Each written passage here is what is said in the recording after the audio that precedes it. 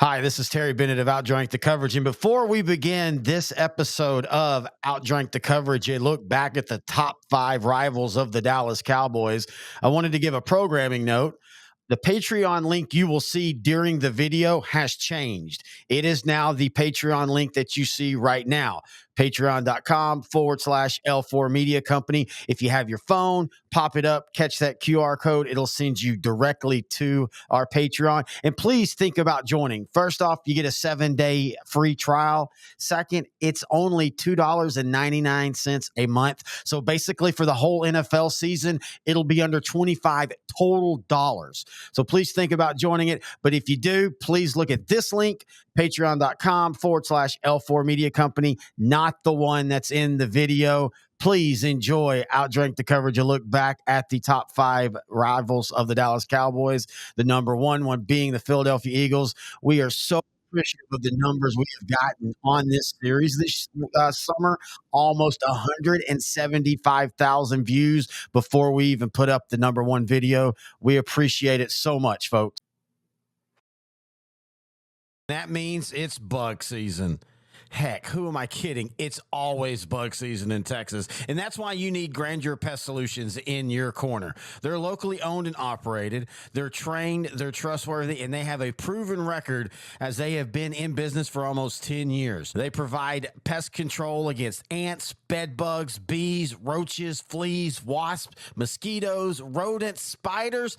If it crawls and you don't like it, they're probably going to take care of it for you. Now, they serve all of the Dallas-Fort Worth area, and they're locally owned. These two guys have been running this business since 2013, and every year they get bigger and bigger. But you know what they still do? They still have great customer service. In fact, if you get a hold of them, they're usually going to have your quote and your job ready to go within 48 hours. That's pretty good. Now, you can call them for a free estimate at 469-809-1769. You can find them online at Grandeur4, that's the number 4, shore.com. You can also find them on Facebook. Just type in Grandeur Pet Solutions, and we are so happy that they're title sponsor for OutDrank The Coverage in 2023. We talk high school football, 4A, 3A, and 2A in Texas. We talk East Texas sports. We talk NFL, guy talk, movie and booze. We also talk wrestling and so much more. So like and subscribe and check us out. When I ask you, intern Noe the Pro, what's the first thing you think of when I say the Philadelphia Eagles? I think you came up with the absolute perfect answer, and it wasn't even the one I was thinking of. What did you say? Rage. You absolutely hate the Eagles. 100%. And this is where you and I are different. I don't like the Eagles, but I think I explained, if you checked out our last rival show, that because of my mom being a Washington fan and all that, I don't hate teams. But I'll tell you what, Philadelphia is pretty close. Hello, everybody. Terry Bennett and intern Noe the Pro. OutDrank The Coverage, a look back. And as we wind down this season, second season of a look back. And first off, for that last Washington show, thank you all so much. 63,000 people have watched that show, at least at the time of the taping of this one. Our shows have been growing by a good chunk every episode, but I got to admit, I wasn't expecting that. Oh, I wasn't expecting that either. I just kept seeing the number growing, and it just kept growing. And since the last time we looked at it, it grew another 3,000. Yep. So that's just amazing. I mean, the YouTube channel, L4 Media, is growing more. We have over 7,000 subscribers, which is awesome. Thank you very much. So yeah, just comment on our videos. Tell us what you would want us to talk about. We love talking about sports. And the one negative we've had is all of our comments come on our Facebook page, which we're fine about. Go check that out. Just go to Facebook, type out OutDrank The Coverage. Also, L4 Media. We have a L4 Media page. And we love that they comment there, but we want them to comment on the YouTube channel as well. We need some comments over there to show YouTube that we have these interactions, because the way it's not just simply numbers when it comes to monetizing. It's also, do you have interactions? And I literally was just sending we're not big enough quite to have a true YouTube case manager, but we do have a guy that oversees a lot of accounts. And I was just telling him, we're getting interaction. We're just getting it on Facebook. Yeah. And I think a lot of that has to do with what we talk about on here, whether it be the Cowboys, high school, it's an older audience and they tend to stick to the Facebook side. And we appreciate that. But yeah, please start commenting on our YouTube channels. But if you have not heard, if this is the first time you showed up on this, we are OutDrank the Coverage. We talk all things NFL, pro sports, food, movies, booze, all the kind of fun stuff like that. And we're finishing up our series, OutDrank the Coverage, a look back. And that's where we look back historically at sporting. It's been the Cowboys the last 2 years. You came up unwittingly with the next year's thing. You know that, right? Yeah, I remember. Name games. Yeah, so games with names. Famous games with names. Just randomly talking like we do every day. Yep. And then just blurted it out. It's going to be perfect because then we can start crossing over into other sports. And that's a series. And eventually I want the look back series is to be more of, instead of it being one theme the whole off season, it's multiple themes. Like each year we do one name game and each year we do one cowboy thing and things like that. And so that's going to be fun doing that. But intern Noe, the pro, how are you doing? And what are you drinking? I'm doing very well, and sir. I hate you for what you're drinking because you made me drink. No, it was actually really good. Doing very well. Thank you for asking. Mm-hmm. Today I'm doing mezcal. Found this at Total Wine called Lethal Mezcal. It's 45% alcohol, 90 proof. And you can definitely smell the agave as soon as you smell it. And then we tasted it. It was kind of, I mean, it is what it is. It wasn't bad or anything, but it's well, since I've had a couple of shots already, I've been sipping it, and it's pretty good. Well, now there's a reason why you're doing mezcal, though. Explain that. Yeah, so I went on vacation recently to Tulum, Mexico, which is kind of like Mexico's version of Galveston, where I like that comparison. Yeah, so like a lot of Texans go to Galveston for beach vacations. A lot of Mexicans go to Tulum, which is right by Cozumel, right by Cancun, which is a popular tourist site for Americans. But yeah, so it's just right by there on that East Coast. Went there for 6 days. Mezcal tasting, had some great options. Now, the one we're trying today, I didn't buy there and bring over. It's just one I bought at Total Wine over here, but it gave me a more of a deeper appreciation for mezcal and just looking out for different flavors. I've always liked smokier drinks. Like I told you, like I like smokier scotches. Now, not all scotches are smoky, but there's some that are smoky that I really, really love. So yeah, this mezcal, this is like medium smoke, so it wasn't like too harsh, but I like it. And so I'm just in that tequila mezcal mood right now. So anyway, how are you doing, buddy? What are you drinking? I always feel like we're the perfect demographic for the drinks because you're always trying all different stuff, and I'm always like vodka, good night loving. Yeah. I do like trying other stuff, but when we're doing shows and things, I want to take what I know and how I'll react to it because, for people that don't know this, especially these off-season shows, you're here today, we're recording. At one point, we were going to record 3, and then we were like, yeah, we're not doing that. We're going to record 2, and we drink during both of them. And we do take a lunch break, but sometimes that lunch break kind of makes me sleepy.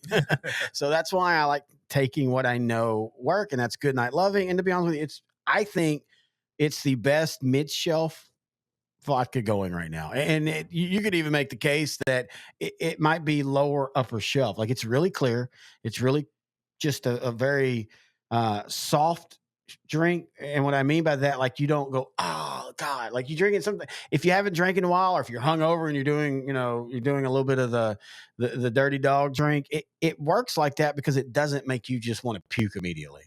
I got to admit that mezcal, it tasted good, but that first shot, I can see. And by the way, one of the things I don't think a lot of Americans who've never been to Mexico don't understand is tequila is their high class whiskey. You don't shoot tequila down there. Now you will in Cancun and stuff because they're more Americanized. But if you go to a real like true Mexican restaurant and you shoot their top tequila, they will be offended. Oh, super offended. I mean, they'll just look at you like a little gringo and watch you. Little gringo. Oh, have you been wanting to be a gringo? No. All right. So what we do on these OutDrank coverages, a look back, if this is the first time you've ever been here to see this, we've been talking the rivals of the Dallas Cowboys. This is the number 1 rival of the Dallas Cowboys, the Philadelphia Eagles. The Cowboys lead this series 74 wins to 56, including 3-1 in the postseason. Why for you is this the top rival for the Dallas Cowboys overall? Because I mean, them and Washington have a lot of the same trajectories, just in different eras. But I explained to you why I felt Philadelphia was number one, and I'll explain it here in a second. But for you, why is it number one? It's kind of like what we talked about in the Washington show. It's when I was born. I was born in the mid 80s. I didn't really start watching football until the early 90s. And that was the team you detest. Washington had already finished the Joe Gibbs era. They won their 3 Super Bowls. They depleted their roster. Yeah. They went through a youth movement, didn't really work. And Been doing that ever since then, apparently. basically doing that ever since. So when I grew up watching division rivals, at first it was the Giants, that 93 season. It was Phil Simms and Lawrence Taylor's last year. They were 11-5. Dan Reeves' first year. They were really good.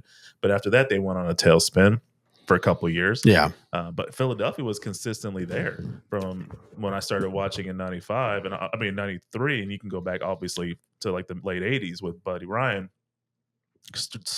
Great defense, blue collar town, crazy fans.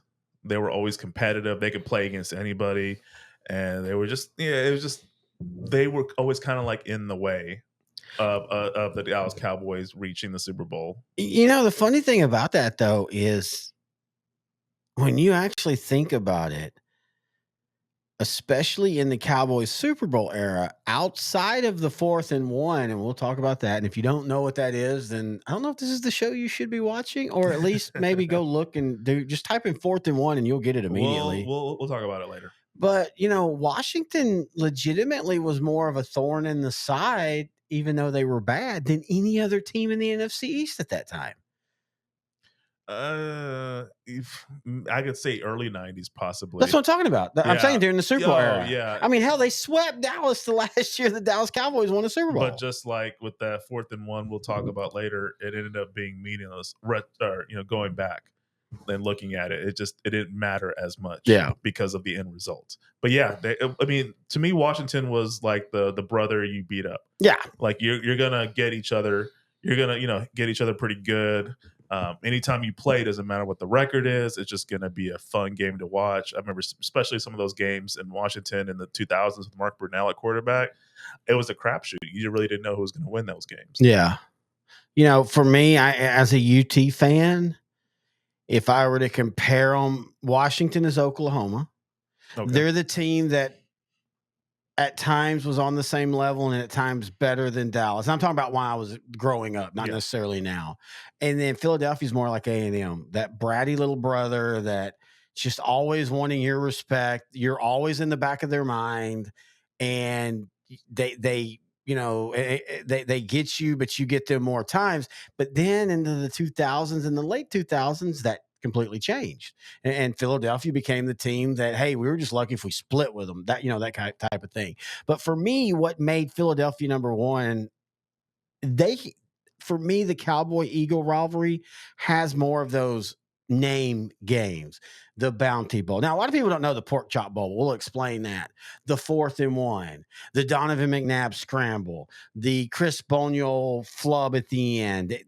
For whatever reason, Dallas, Philly seems to have more, holy crap, what just happened? How did we win? How did we lose? How did any of that happen than Dallas versus Washington? And at the end of the day, that's what makes a rivalry.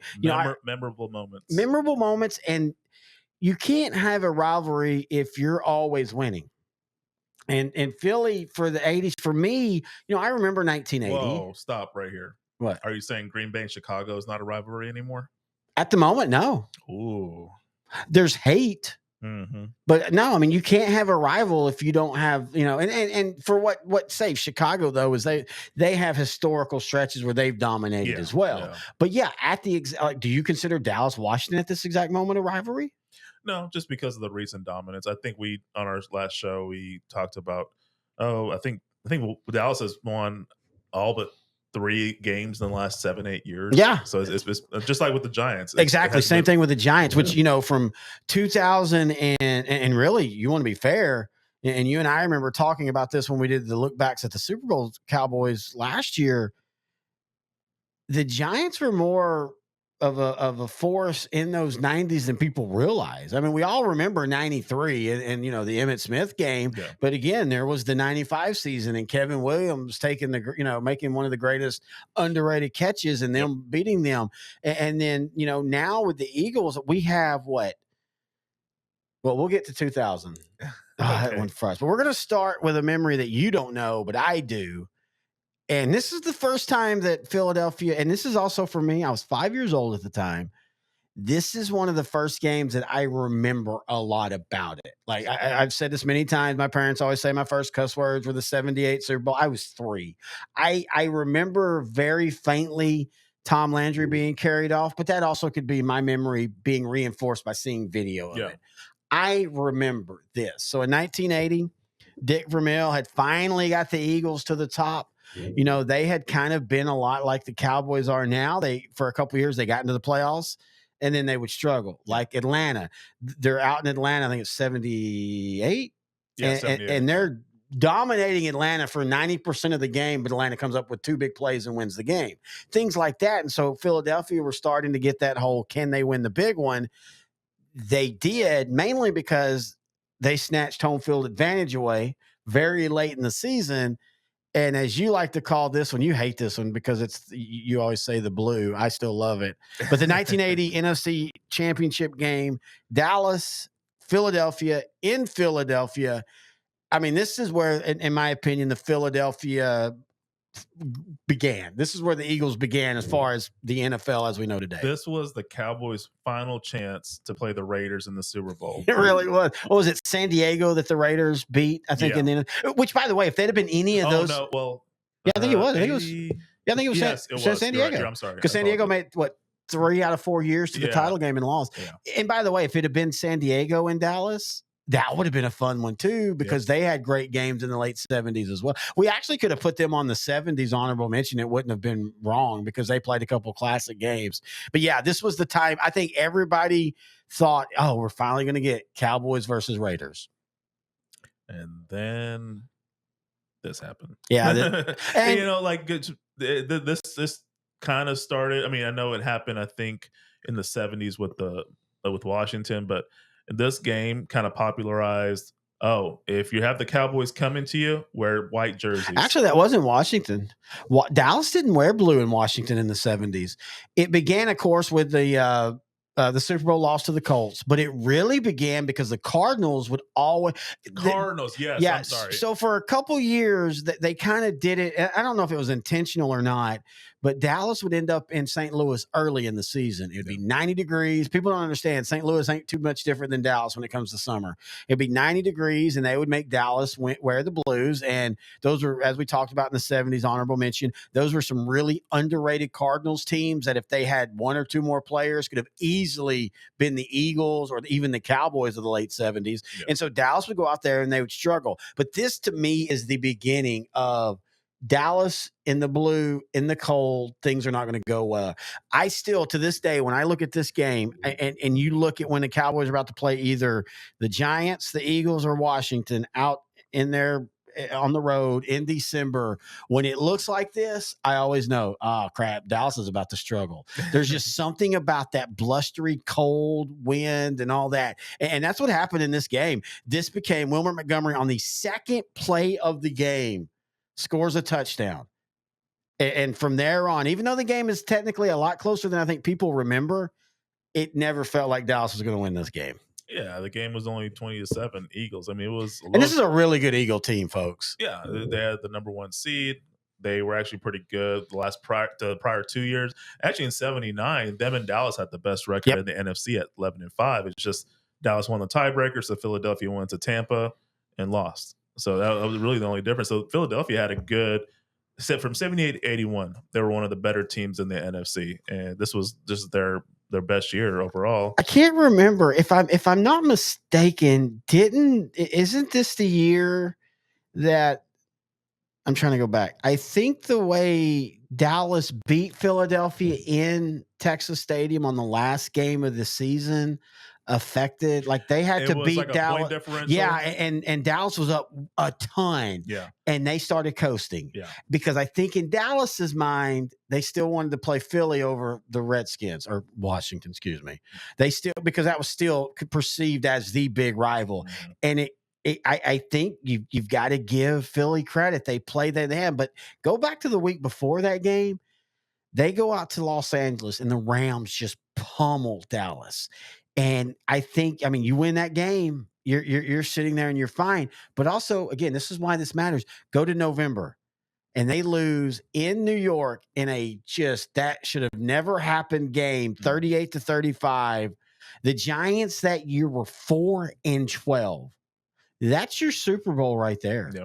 If Dallas wins that game and you get Philly back in Dallas, I don't think Dallas has a struggle in this game. Yeah. I think they win and they win comfortably, which, by the way, in 1984, the reason Dallas missed the playoffs, everybody looks at that Miami game, great, one of the most classic Monday Night Football games of all time. They lost that because they lost to Buffalo earlier in the year, who only had, I think, 4 wins. Yeah. And this began that era of Dallas, as good as they were, would find a way to lose to a bad team. And for some reason, it would affect everything about their playoff run. And that's really what happened this year. I mean, think of 2023 Dallas losing on the road to Arizona. I know it was early. Yeah, good point. They were not a really good team, but they ended up costing them positioning. They were the 2 seed this season, but they probably could have been the 1 seed had they played their cards right and got that win. This is a classic example in 1980. And by the way, aren't these pretty? Let's be honest. This is a good look for both teams. I know you joke about the blues and all, but and you've admitted, which by the way, there was a time I was the same way. I don't want to see them in blues because they suck, but then I just was like, man, those are really pretty. But right here, these two teams, these two uniforms are just absolutely mwah. Yeah, I mean, it does look good. I hate to admit it. I just wish they won more games with those jerseys. This should be more into their rotation. Along with better colored pants. They finally got those. I really wish they'd go back to these, but I think I remember reading that they really can't because you can't. People don't understand, like when they say, well, UT isn't true burnt orange anymore. You can't find those dyes. Yeah. You know, just because it was made back in the day doesn't mean it can be made now. It's the same thing with like Nintendos. Well, why don't you just make a Nintendo again? Well, you can't because all that technology and parts have been lost to time, and you'd have to literally start recreating these parts. That's just not feasible. I think that's how it was with this. But when this look, and I love the 80s Cowboys, and I think the 90s and now blues are really pretty, but this was the blue that I love the best. The blue jersey on top of the true blue pants that were powder blue. That just looked so good. And then the Eagles, I still contend to this day, that's the best look. Which, by the way, though, this is not too bad. Got this one in. I know you can't really see because we got the big screen, but if you look over to the right, you can see us. If they went with this for a game or two, I'd have no problem with that. That might start a trend. Well, I told you, I think all these teams that have multiple good looks, that's what you should just do every year. And the NFL might just say, hey, we're going to celebrate alternate jersey week. Well, and they kind of are. I mean, I do. Speaking of, because I think it's on here. Detroit. An honorable mention. Oh, yeah. They only did that in 94 where both teams would wear their throwback. It was a 75-year anniversary of the NFL. So they need to go back to that, though. Yeah. So for the whole season, all NFL teams that would do it. For 2 weeks. Yeah. Well, actually, a lot of like 49ers took it for the whole season. Well, because they started winning and they wanted to keep it like that. The Cowboys kept doing it for the whole season. There was a lot of teams that just went with their alternate looks. But so anyway, Philadelphia gets up 7-0. Dallas actually ties it, but it was windy, it was cold, it was blustery. And for the Philadelphia Eagles that were very, again, one of the things Dick Vermeil was so good about was getting his teams ready against the big teams. And there's a reason why he burnt out at places. He was a lot like Jimmy Johnson. He rode those players really, really hard. When you hear like Bill Burgee and people like that for them talk about it, and they love him.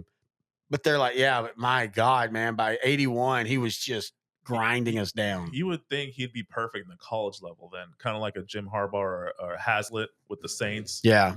Like coaches that are great for a 3 or 4 year period, but you need some turnover on that personnel because it's just not sustainable with the same guys for that long. That's a good point. But anyway, so that's the first, like what you call, top game. It goes to Philly.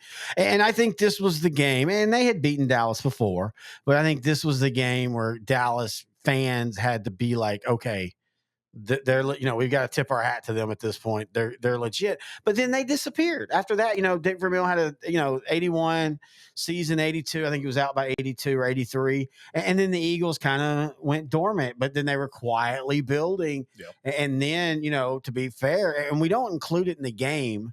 I didn't include it in the top games. Did you put it on the list about the Strike Bowl?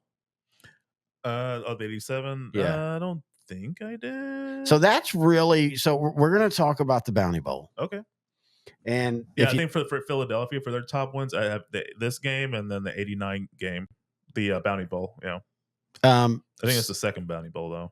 What do you mean? Well, this was the one that was in Philadelphia. I think the first one was in Dallas. Oh, yeah. And that might be an honorable mention. We're going to have a lot of honorable mentions. Actually, yeah, Bounty Bowl 1 is an honorable mention game. So the one I have as a top 5 is Bounty Bowl 2. So the Bounty Bowl, though, started because of the 1987 strike. Okay. So the strike happened in 1987, as we talked about on a couple other shows, and we'll talk about eventually when we do the movie The Replacements. That will be next year's Bad Movies in a Drink. But the 1987 strike, the NFL brought in replacement players. And I guess when Dallas beat, and I don't even remember this, but I guess when Dallas beat Philly, Buddy Ryan felt that Tom Landry and them were running up the score with, a couple pro players and a bunch of scraps. And then, so the second time they met in 87, everybody's back. And that's the famous Randall Cunningham is going to fake kneel. He goes to kneel to end the game. They're winning. Yeah. Game's over. Yeah. And they fake kneel and throw a touchdown pass. That's what started the genesis of Buddy Ryan hates the Cowboys and the Cowboys hates Buddy Ryan and we'll talk a little bit about Jimmy Johnson, but Tom Landry truly was not a Buddy Ryan fan for many different levels. A, they were the Eagles. B, they beat Dallas a couple times, but C, he didn't like how Buddy Ryan was treated in Chicago. He thought his protege, Mike Ditka, wasn't treated fair, and he didn't like what he thought was gimmick football, even though, by the way, for all the talk about the Bears and their pass rush, from 1981 to 1987, the Dallas Cowboys had the highest percentage of blitzes in the league. Yeah. I mean, that's what we talk about, why they were such a feast or famine defense at that time. They led the league in interceptions. They led the league in sacks. They also led the league in giving up touchdown passes and yardage and stuff.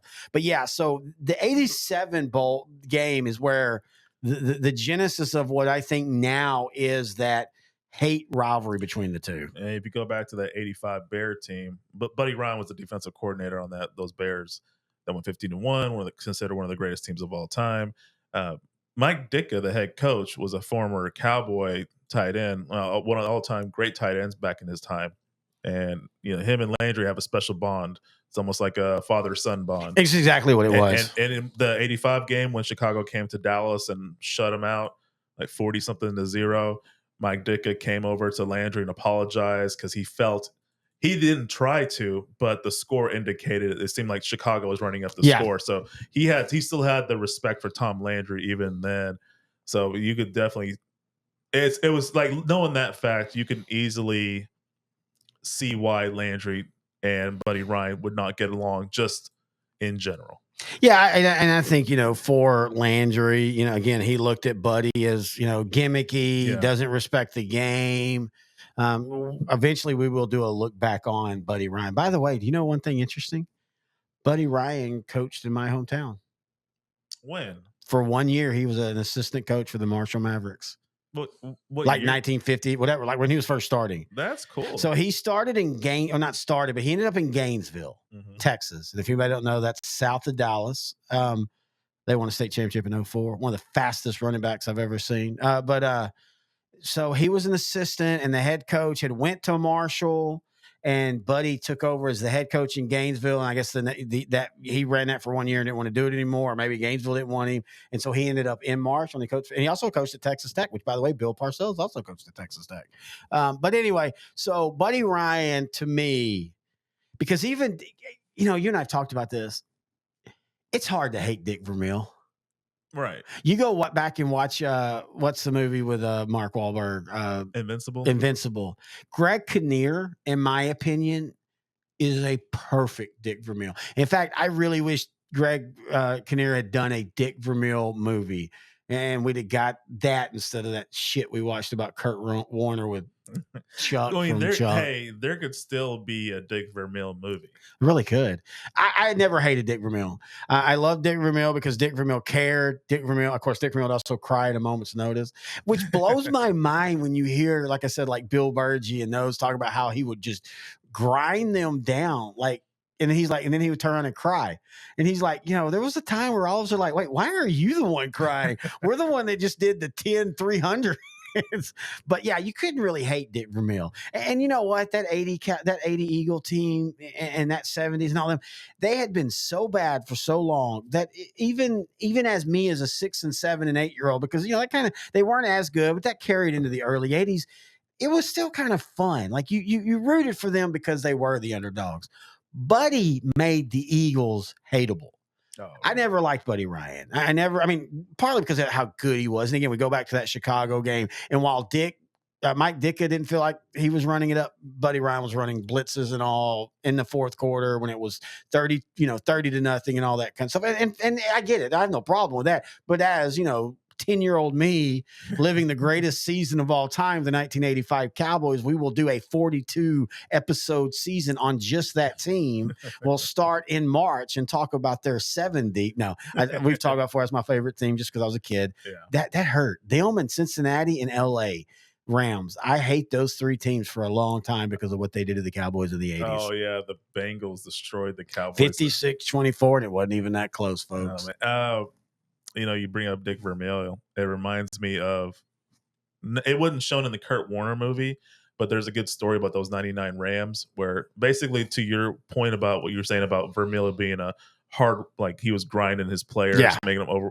That basically was still happening with the St. Louis Rams. It was. It happened with Kansas City. In 97 and 98. But in 99, he finally started listening to his players because, like, hey, look, we're like 4-12. Why are we working this hard? It's not working. It's not translating into wins. And finally, in 99, he started listening and he started easing up a little bit. And now they were going to be much better because they added Marshall Faulk and Trent Green. But then when Trent Green got hurt, Kurt Warner came in. Rest is history. But yeah, it was like he finally started listening instead of just doing what he felt was going to win no matter what. Yeah, and I think that's a really good point, and that's why I've always respected him as a coach. Is he was willing to try new things. Mm-hmm. This is a guy in Philly. It was all about the run game and the defense, and I love Warren Jaworski. And I like Walter Abercrombie. Oh, I forgot to put that on the hits play. We'll talk about him. I love them, but when you think of the 77 through 82 Eagles, you think of you think of that run game. You think of a defense. You think of a special teams play here or there coming up with that big moment. But when you think of the Rams of 99, or you think of the Kansas City Chiefs of Trent Green and Priest Holmes and Tony Gonzalez, you think of all offense, no defense. Yep. Now, the Rams did have a solid defense, but you go back and those early 2000 Chiefs, man, they were really, really good. They just didn't have quite enough defense to keep up. Them and the Colts in the playoffs, that was some fun stuff. That was some really fun stuff. Yep. All right, so let's go ahead and talk about it. So what is the bounty game if you do not know? So in 1989, Dallas had what not only is the worst season in Dallas Cowboy history, but one of the top 5 worst seasons of all time. They were bad. They were so bad that teams even talked about, like, they were out there calling audibles that they were calling 4 weeks before that we saw on film. And if you don't know, audibles are kind of like in baseball, pitcher catcher signals. You change them up from game to game because people have film. They were still doing it. Now, that's what made Dallas great. A few years later, they would just roll out the same stuff and you couldn't beat them. But in 89, everybody beat them, and everybody beat them bad. And that included the Philadelphia Eagles. And I'm not going to show you anything from the actual bowl game I keep saying bowl, from the bounty game, because CBS, this is how big this was. This is how CBS handled this. So we're going to play this. Let's make a couple of points here. There's no question Jesse Small goes right for Lewis and Dejas. It's legal. Once the kick is in the air, the kicker becomes a football player in the NFL. Now, we want to show you another angle here because Okay, so to explain that, for whatever reason, supposedly Buddy Ryan had a bounty on Tony Zendejas. Now, if I remember correctly, he might have kicked for the Bears at one point and wasn't that great. He wasn't really good in Dallas either. He was one of those guys that would go one place and be really good and go to another place and be really bad. He'd get cut and he'd end up somewhere else and he'd be really good. But for some reason, he decided to go after the kicker, and that's what we all remembered. It's terrible. But if you go back and if you've ever read or listened to, like I did, Jimmy Johnson's book, he kind of admits, hey, that bounty thing, it really, it's kind of what everybody did back in the day. You basically had what you called big play pots and things like that. And for some reason, Buddy picked the kicker, and this is CBS. And by the way, like 90% of the people that are on this are dead now, which is really sad. But this is what they had to say about it. Because Zendejas gets flagged because he drops down. By the way, you got to love the old school from the old analog days. And it's him below the knees. And then after the game, the furor starts with Dallas coach Jimmy Johnson. Of all the Jimmy Johnson speeches, this is one of my favorites that's about to come up. Backstory in the '89 season. Yeah. This is when Jerry Jones buys the Cowboys, Yes. fires Tom Landry, hires his buddy Jimmy Johnson. And this is their first year. Jimmy Johnson guts the team. By this point in time, he finally trades Herschel Walker to get all those assets that essentially starts the 90s dynasty for the Cowboys. So, I mean, this team finished 1-15. This was definitely not one of their wins. They lose 27-0. And then here's Jimmy Johnson's post-game speech. Hang on. I want to see something real quick. Okay. Hang on. We're I was going to segue into this. No, but, I'm about to play. Shut up. Here we go. And losing the ball game, of course, concerns me. What concerns me more than anything else is when you take away from the integrity of the game. I mean, having bounties on opposing players is not the way it's supposed to be done. I mean, we were told last night by a coach, and it was confirmed by two different players. There's a $200 bounty on Louis Zendejas, a $500 bounty on Troy Aikman. That takes away from the integrity of the game. And I would have said something to Buddy, but he wouldn't stand on the field long enough. He put his big fat rear end into the dressing room. Johnson, their coach, is making all kinds of excuses for not preparing his team well to play us. You got to love Buddy. He also, I don't have any respect for him because he got my college on probation, Oklahoma State, and now he's at the Cowboys, and he doesn't have the guts to take credit for a loss. He's trying to blame the Philadelphia Eagles. And so I have no respect for the man at all. And I don't think if his friend hadn't owned the club, he wouldn't be back next year, I'm sure, as the coach. And I'm sure those players, those veteran players he has on that team, don't believe all that high school Charlie stuff he's spreading. All the rips you can make in 30 seconds, right? All right, Irv, you know the Philadelphia Eagles. Does Buddy have a bounty on folks? They don't have a bounty system, Brent, but what they do have, though, is something called big plays. And every Saturday night, they run a whole reel of the big plays from the previous week's games. And the player who receives the big play award gets $100. Dan Neal stands up in front of the room, gives the guy $100, and they're all excited and happy about it. What they are, though, Brent, is aggressive and arrogant, and they want to be known as a tough football team. What they are, Brent, is now in trouble because if what Irv says is true, you can't give anybody in the league money if it's not in your contract. And by the way, this is legitimately the same thing the Saints did with Greg Williams. What was that? 2011, which had actually been going on a couple years before. But 2011 is when he got disposed. And you can say it's a bounty, you can say it's a big play pot, but you can't do that. Yeah. And you might say, well, why does it matter? Well, it's actually funny because now you can't do that for different reasons. For back then, you couldn't do it because it was a bounty. Mm-hmm. Now you can't do it because it's considered you're paying under the table to avoid the salary cap. Same idea, but for different philosophical reasons. I will say this. I think looking back, I do think the Saints had a true bounty system. If you hear the players stuff, I don't really know if the Eagles had what you would call a bounty. I legitimately do feel like this was probably more of a big play pot. I don't think Zendejas was truly ever that targeted. I think Jesse Small just saw an opportunity to make some money. And I also think the dollar amount handed out was very immaterial, even for that time. Exactly, $100, $200. Yeah, that's a really good point. So anyway, so that's in the moment. So that's in the moment of the bowl. But I want to go back to Jimmy Johnson. like after he'd already coached Dallas, he'd won his Super Bowls. He was already I think he'd already even coached Miami at this point, and he was now as a full-time broadcaster. And this is what he had to say looking back. Yeah, guys, I tell you what fires me up: great rivalry games. When I coached the Cowboys, my favorite game was facing Buddy Ryan and the Eagles. Buddy had one of the great defenses of all time: Reggie White, Jerome Brown. We were terrible my first season in Dallas. Terrible. But for some reason, the Eagles put a bounty on our kicker, Luis Zendejas. To this day, I still have no idea why they wanted to hurt a 5'6", 160-pound kicker. So there we were, Thanksgiving Day game in Dallas. Sure enough, first kickoff, 2 Eagles went after Zendejas. He cowered down, got flipped in the air, and staggered to the wrong sideline. Kickers.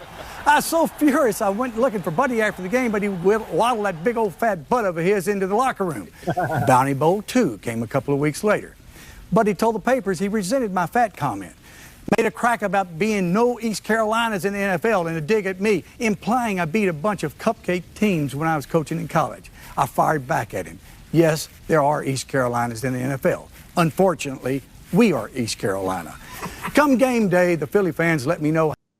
And I'm going to tell you this right now. That is the difference between somebody like Jimmy Johnson and Buddy Ryan. Buddy Ryan could make himself the butt of the joke, like we'll talk about a little bit, the pork chop bowl. But Jimmy Johnson and guys like him are so good at the self-deprecating humor to be like, you know what? You're right. There are East Carolinas in the NFL, and unfortunately, we're one of them now. I don't know. I've always loved that. Man, that was such a good speech by Johnson. He was so good at motivating teams. Man. And, hey, man, look at his hair. Look how great that hair is. It's great. So here we go. Finish up. They felt. That's when they pelted me with snowballs. Terry was doing the game. They fired a few snowballs at him, too. I turned it around in 91 when we realized in order to beat a great defensive team, you have to eliminate the negative plays, sacks, and turnovers. In the end, I had the last laugh. Buddy's Eagles never won a playoff game, and we ended up winning 2 Super Bowls. For the Eagles and Cowboys today, the stakes could be the same. I love that even in the moment. Hey there, Noe. How are you doing today, buddy? You're looking sexy. I'm sorry. I have to politely disagree with Johnson there in the last part. In 91, if you remember, there were 2 games. Yeah. Do you remember the home game Dallas had? Oh, yeah, they got their butts kicked. So that was a trend. And he talked about eliminate the negatives, eliminate the sacks. Yeah. Aikman got sacked, 11 times in that game? And in the 91 game in Philadelphia, where Dallas won and clinched the playoffs, Philadelphia was on their 3rd string. We're going to talk about that game. We're about to right now, actually. Philadelphia was on their 3rd string quarterback. They started 3-5. They had won on a big winning streak. They win their last 2 games against Dallas, and I forgot the other team. The season finale, they would have made the playoffs. Coming to Dallas, they hosted. I think Jack Kemp was the quarterback. Yep. They lose. Jeff Kemp. Sorry. Jack Kemp was his dad, who had played in Buffalo in the 70s and became a senator and ran for president, actually. Oh, yeah. I don't disagree with you, but which was the more important game? The 91 game they lost at home, or this one right here? Hang on. And this has got your favorite person. All right, speaking of divisions, it was tough in the NFC East. Now, a couple years ago when he took over as head coach of the Dallas Cowboys, Jimmy Johnson had a closet full of skeletons. 1 by 1, 2 by 2, he's been tossing them out. And going into this game, he had but one left, the Philadelphia Eagles. He was 0-5 against the Philadelphia Eagles. Was this the day that Johnson and the Cowboys could clean the closet in total? All right, so we want to point out one other thing, though, which makes, and this is one of the top 5 Cowboy wins. By the way, we're into that part of the show if you didn't know that. So what made this so important was, what had happened the year before in the last 2 weeks of the season? Oh, yeah. The pork chop bowl. Well, no. Oh, Aikman gets hurt. Yes. Aikman gets hurt. And Babe Laufenberg, who is a great broadcaster, funny guy, terrible NFL quarterback. Yeah. And by the way, I want to say this. You and I talked about this before. In saying that, if you went even probably today and threw the football with Babe Laufenberg, you'd be like, oh, my God. This dude's got a rocket for an arm. Yeah. Because you and I have talked about that. What we say is a terrible NFL player is still a 1% of the world that can play football, but he was demonstratively terrible. We all remember the 90 Atlanta game in Atlanta Fulton County Stadium, and he just can't complete a pass to save his life. So coming into this one, Troy Aikman was hurt, but Dallas had a different thing. So you talk about Jeff Kemp. I mean, Steve Berline, I know he's solid, but I mean, Dallas was on their backup too. Mm-hmm. But this is what happened in this game. And you're going to bring up a good point, though, because I was actually going to bring it up. This shows you just because you get past that, you climb that hill in 91, in 92, when it's your rivals, you got to start it all over again because, as you said, the same thing happened. And this is another reason, by the way, this rivalry is so important. Think about this. Philly won some really important games in Dallas in that era, and Dallas won some really important games in Philly in that area. But anyway, so this is the 91 game. Total. Cowboys special teams early on. Watch this play. Bill Bates with the hit. It's a pepper. Dennis McKnight boots it in the end zone. John Booth. And as great as the 80 uniform game looked, my God, this is gorgeous. Look at that end zone, too. The Kelly green, the silver, the Cowboys in the white. And when they were on the road, their pants actually looked good. Mm-hmm. But yeah, this is another reason why I think the NFC East, and by the way, we've talked about this before, and you can see all the helmets. I don't think there's truly a lot of ugly uniforms in the NFL. Yeah, I mean, after right now, Tampa Bay got rid of those crap things from the 2016, 2017, 2018 era. And then the Broncos are not bad per se. They're just bland. Yeah, they're better now. And they look good in 96 when they debuted them. It's just it's gotten old. Yeah, like the Houston Texans looks getting old. The Detroit Lions look it wasn't like anything spectacular or anything like that. I don't like the Titans look on TV, but I told you the moment I got the Titans helmet, that's a really good look in person. It really is. That helmet, honestly, is one of the best helmets in the NFL. It just, for whatever reason, on TV, it just doesn't come off well. I like when logos pop out from the color of the helmet. That really doesn't pop out. That's a good point. It really is. And so anyway, this is just a a great game right here. And that's important. Special teams carried the 91 Dallas Cowboys. That was such a great special teams was huge in this whole game for both sides. Moody picks it up, but all told it's a safety for the Cowboys in the lead of 5-0, and Troy Aikman wasn't playing. So after seeing that Troy Aikman pick, you're going to try to tell me he wasn't doing weed in 1991? Yeah, I mean, he looks pretty big. I didn't think about. He's on pain pills. Oh, probably. He's hurt. Yeah. He's on pain pills. I remember Nate Newton talking about this was way back. This might even before Nate Newton got arrested. But I remember Nate Newton talking about, they were asking what's his favorite moments. And he was like, honestly, when I would have to miss a game for an injury, he didn't miss a lot. And they're just handing you Percocets, Darvocets, and Vicodins, and you're like, "Did we win? Where am I?" but Aikman kind of, I got to go back on that. Aikman kind of looked a little bit like that. Watch. With the hit, it's a pepper. Dennis McKnight boots it in the end zone. John Booty picks it up, but all told. John Booty from Carthage, Texas. The safety for the Cowboys in the lead. Look at that look. I mean, let's be honest there. I love you, Troy Aikman, but you don't remember this game like you don't remember the second Super Bowl against the Bills, right? There's no way he remembers the game. Man, it's funny. Like, he looks older here than he did the first few years as a broadcaster. I think just getting away from the game just aged him back like Benjamin Button. Do you realize how long he's been a broadcaster? Almost 25 years. Or no, 20 years, I'd say. Everybody always talks about who's the next Madden, and I think Troy Aikman is the Madden. He became the next Madden, a guy who probably could have still played. I still think that, I hate to say this, I feel like him and Jimmy Johnson in the last few years have kind of turned things around because of how the Cowboys have been, and they've kind of changed the narrative. And now Troy's came out and said, "Hey, I didn't retire because of concussions. I retired because I was worried about my legacy and it was going down." And I'm like, then you wouldn't have played 2000 at all, because Dallas we've talked about this many times. Yeah, 97 was a weird year. Barry had lost the team. He gets arrested. They were terrible. But 96, they make the playoffs and win a game. 97, they make the playoffs and win a game. At 98, 99, they make playoffs. They don't win. But you could still say, hey, they're still a team that could do something. Well, when they added Joey Galloway in 2000, it seemed like they were still trying to win. And then we have to talk about that game later, so please let's not talk about it now. Anyway, go back to Hi Aikman. Hi, Aikman.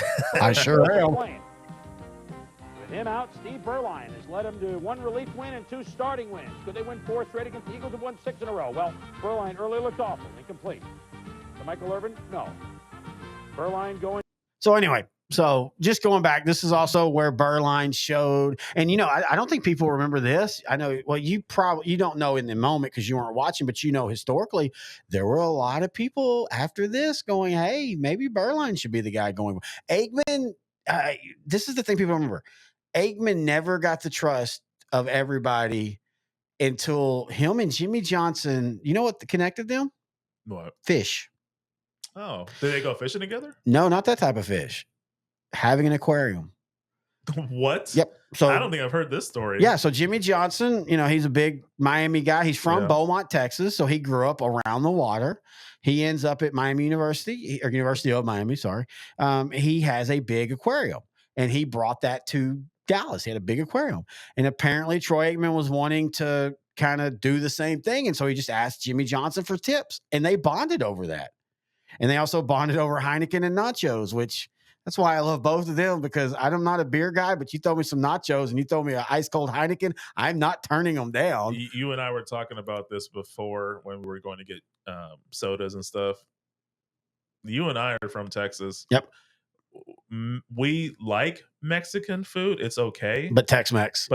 For us, and I told you, like, I'm the basic B with Tex-Mex. I want my nachos and margs, and I'll be very happy. So wait. So are you saying that when you come into studio in October for a Monday night, I need to have a pumpkin spice latte ready for you? PSL, baby.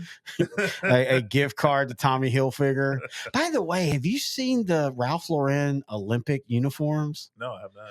They look like, well, what you think of as rich people who doesn't have any time for us. You'll have to check them out anyway. But anyway, so in this game, it's back and forth. Kelvin Martin, a very underrated Cowboy. Hey, well, I'm also hoping we get a coffee sponsor, because I'm actually more bougie now about my coffee.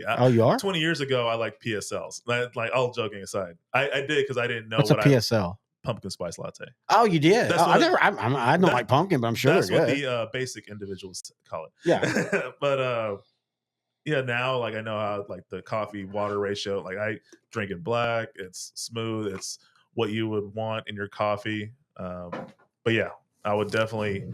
I wish we could have, like, our own coffee beans. Well, maybe we could. Hey, one of the shows on YouTube that I follow, That's Good Sports. That's what he does. He has his own. Oh yeah. Bench warmer. F the refs, or is it bench warmer? Bench warmer. Okay. Yeah. Okay. I have to get him to advertise with us. So anyway, so in 1991, this again, and this also, like I said just a minute ago, this shows you that getting over the hump, it restarts the next year, because in 1992, almost the exact same thing happened. Yeah. The difference is that Monday night game was in Philly, but that game starts and Aikman gets sacked a ton, and they destroy Dallas 31-0 or 31-7, 31, something like that. It was a big blow. Yeah, I think it was Cowboys' first loss. Yeah, it was really an outlier for the whole season, like that, and the Rams loss in '92. Big outlier. Like, they don't represent what the Cowboys were that season. Well, that Ram game, that was just one of those. I remember watching that. That was in Texas Stadium. That was one of those that became a shootout, and just you tip your hat to the Rams that day. They just, and that's what Jimmy was. That's the one. I don't know if you call it a negative, but every year a couple teams would kind of bounce up and bite them when you're like, wow, they really shouldn't have lost that game. Yeah. Washington beating them later on in 92, the same thing. Now, of course, if you look back now, it kind of got screwed. That should have been an incomplete, and Dallas gets the ball to, where they were, but it becomes a fumble, safety, all that. But anyway, so that, that leads to 1992, the Dallas Cowboys, they're still at that point, at that moment when we did the Monday night game. And this is why the NFC East is so fun. At that moment in 1992, you still felt two of the games were watch out. Yeah. And then the Giants weren't bad, and the Cardinals were always a thorn in your side. Yeah. And that's what makes divisional football so fun. This is why I never want to get away from, there needs to at least be 4 teams that play each other twice, because the difference in the first time they play and the difference in the second time they play usually is night and day. I don't mind the current format, but I would love either go the college style where you play some out of conference teams for your first 2 or 3 weeks, and then you play your division, and then you maybe play within conference, and then you finish off with your division. Well, and I've always told you this. I truly believe the best way to do it is, especially if you're going to go to 18 games, is you play 3 games non-division, then one weekend everybody plays division games, because you can do that with 4. Yeah. Each one. Yeah. And then you go out of your division again, but in your conference. and then you play your division the last 4 weeks of the season or 3 weeks. Because it of could the be season. like a theme, like each quadrant or section of the season could be a theme. Like, oh, the first 3 weeks, we're NFC versus AFC, the Clash of the Titans. Thank you. And then they play your division. Blood feud. Yep. And then after that, conference feud. This is gonna shape how this conference is gonna look like at the end of the season. And then you finish it off. Which one of these brothers are gonna beat each other up to eliminate the like? There's good themes you could do if you do it that route. Yeah, I totally agree. So anyway, so we moved to 92. Now in 1992, again, we talk about I think it was week 4 or 3 of the season. Dallas goes out to Philly. They had beat them in 91 in Philly. Everybody thought, okay, this is going to be, they beat Washington. They destroyed them in week 1. In week 2, it was week 4. Because again, that's what I just realized that in 92, the Cowboys, their first 4 games, Washington, Giants, Cardinals, Eagles. Oh. They did play the division their first 4 games of the year. Well, maybe let's go ahead and double check that. We don't. No, I know that. I can tell you that off the top of my head. Oh, okay. Because they beat Washington on Monday night. They beat the Giants in New York week 2. They jumped out 27-0, and then the Giants almost came back and I remember it being like 35-27. Week 3, they beat Phoenix. If I'm not mistaken, that might have been the famous Irvin and what's his name game where the guys talking Lorenzo crap. Lynch. Yeah, I can't remember if that was 92 or 93. It was 92. Yeah, he's talking crap all game, and then the 4th game was against the Philadelphia Eagles. That's when he does that little dance in the end. Yeah, he did the dance. I meant to have that on the honorable mention play, but anyway. I like to confirm that Terry is correct. Yeah. Dallas did play Washington, New York, and Phoenix, and then they had a bye. Yes. And then they had the Monday night game. So you're thinking they beat Phoenix. They're 3-0. They have a bye. They have an extra week to rest. I think the Eagles are 3-0 too. Oh, I think so. Let me see. Because I think back then. And then they lost their next 2 games. I think back then all the conference, the divisions took their buys together. Because I think was 92 the 2 bye year. Philadelphia did take a bye in week 4, like the Cowboys. Okay. Did. And it might have been all, but anyway, I think back then they did it by division. Okay. But anyway, so and that goes to prove the point right there, and how that game ended. Dallas gets dominated. Philadelphia dominates, but then Philadelphia goes on to lose their next 2. Dallas goes on the roll. We talk about the Thanksgiving Miami game. Dallas loses, but then they never lose again. Miami never wins again. Yep. We talk about here in a minute the 4th and 1. Dallas never wins again. I think Philly still won 1 or 2 more games. Of course, they beat the Lions that year in that famous playoff game. But that goes to show me when you think of these games as these watershed games, they're usually not. I mean, one team wins, one team loses, but usually going forward, that doesn't change the season. So anyway, so we go to the 92 playoffs and the first playoff. And I'm going to tell you this right now. I was nervous about this game. And this is before you started watching football. Yeah. But I still, even though it was in Dallas, and even though the Eagles had the wheels had kind of come off, and the Buddy Ryan shine was gone, and he was. This is the thing about Buddy Ryan. And Buddy Ryan and other defensive coaches, I've never understood defensive coaches that hate the offense so much that they will literally cap their own offense at the knees. And one day we'll do a look back at the 1993 Houston Oilers. And who was their defensive coordinator? Buddy Ryan. And what happened? He tried to punch Kelvin Gilbride. And by the way, one of those guys, I know Buddy Ryan won a Super Bowl with the Bears, but for all the jokes about Kevin Gilbride, that dude was the offensive coordinator for the Giants when they won their 2 Super Bowls. I mean, he was, in the 2000s with Eli Manning. And so that's the one thing about Buddy Ryan. Buddy Ryan might win in the moment, but he never won the long game. He never figured that out. And for some reason, it's always defensive coordinators at head coaches that they never understand. You got to score points. I think that trickled down to his son. To an extent, yeah, that's a good point. And how many Super Bowls have they won? Exactly. Anyway, so 1992. But in the moment with the 09 and 2010 Jets and all the feet. I mean, I love those Jets. They had no offense. Oh God, I hated those Jets. I love it because everything about them. Because I love teams that could run the ball well and play great defense, which they did. They just had Mark Sanchez. Did they run the ball well, or did they just run it a lot? They ran it a lot, but they ran it well. I thought, well, they had an elite offensive line. They had Alan Faneca there, like, future Hall of Famer. It was a really good line, and then it added LT in 2010. Yeah. So it was an elite line. You knew they were going to have to run the ball, and then they added Santonio Holmes to help with the, trying to balance out the offense. That helped a little bit in 2010, but it was a run team that could play defense really well. I knew this in the moment. And look, I know that this guy had issues at the time, and this player has admitted that. But when Buddy Ryan cut Chris Carter because all he did was catch touchdowns, I mean, like, hey, my favorite guy, Chris Berman, like you showed, always said it whenever he caught touchdowns. Like that just. It's almost like Berman was digging on him. He was. I mean, I just never understood the reasoning because. So, would you rather have a receiver that has that makes the touchdowns, or a guy who every week catches 6 for 130, but he can't catch anything from the 20 in? Like, to me, I want a guy that just catch touchdowns. I wish he kind of elaborated on that before he Well, passed. and again, and I will say this, to give Buddy Ryan credit on that, he didn't say the real reason. The real reason was Chris Carter was an alcoholic, and Chris Carter's admitted this. Yeah. And I think that's the one thing people forget about with Chris Carter is he turned his life around, not only off the field, but on the field simultaneously. That's pretty cool. Think about if he got his act together while as an Eagle, what that team would have done in the 90s.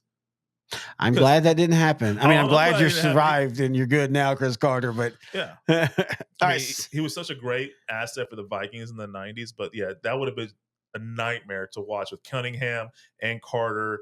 And by the way, Jackson. We'll talk about this on the honorable mention. Randy Moss, as a Cowboy, does not have the career that he has as a Viking because he has, and I love Michael Irvin and you love Michael Irvin, but in 1999, Michael Irvin was not ready to be a mentor. He wasn't ready to be the father figure. Chris Carter was. Yeah, I mean, Irvin was still the one his last year. Him and Rocket. Well, I just mean more personality. Like Michael Irvin wasn't ready to get. Chris Carter understood, like, hey, I can still do a lot. And he did 1,000 yards. About almost in his mid-30s by that point. Yeah, but still, I'm just saying, I don't think Randy Moss has the career in Dallas that he does, and I think partly because Chris Carter was in a different space in his career than Michael Irvin was. You're just thinking like him and Aikman. That I agree. ball connection. You just think that would have been just so perfect in Dallas. But yeah, I mean, to your point, like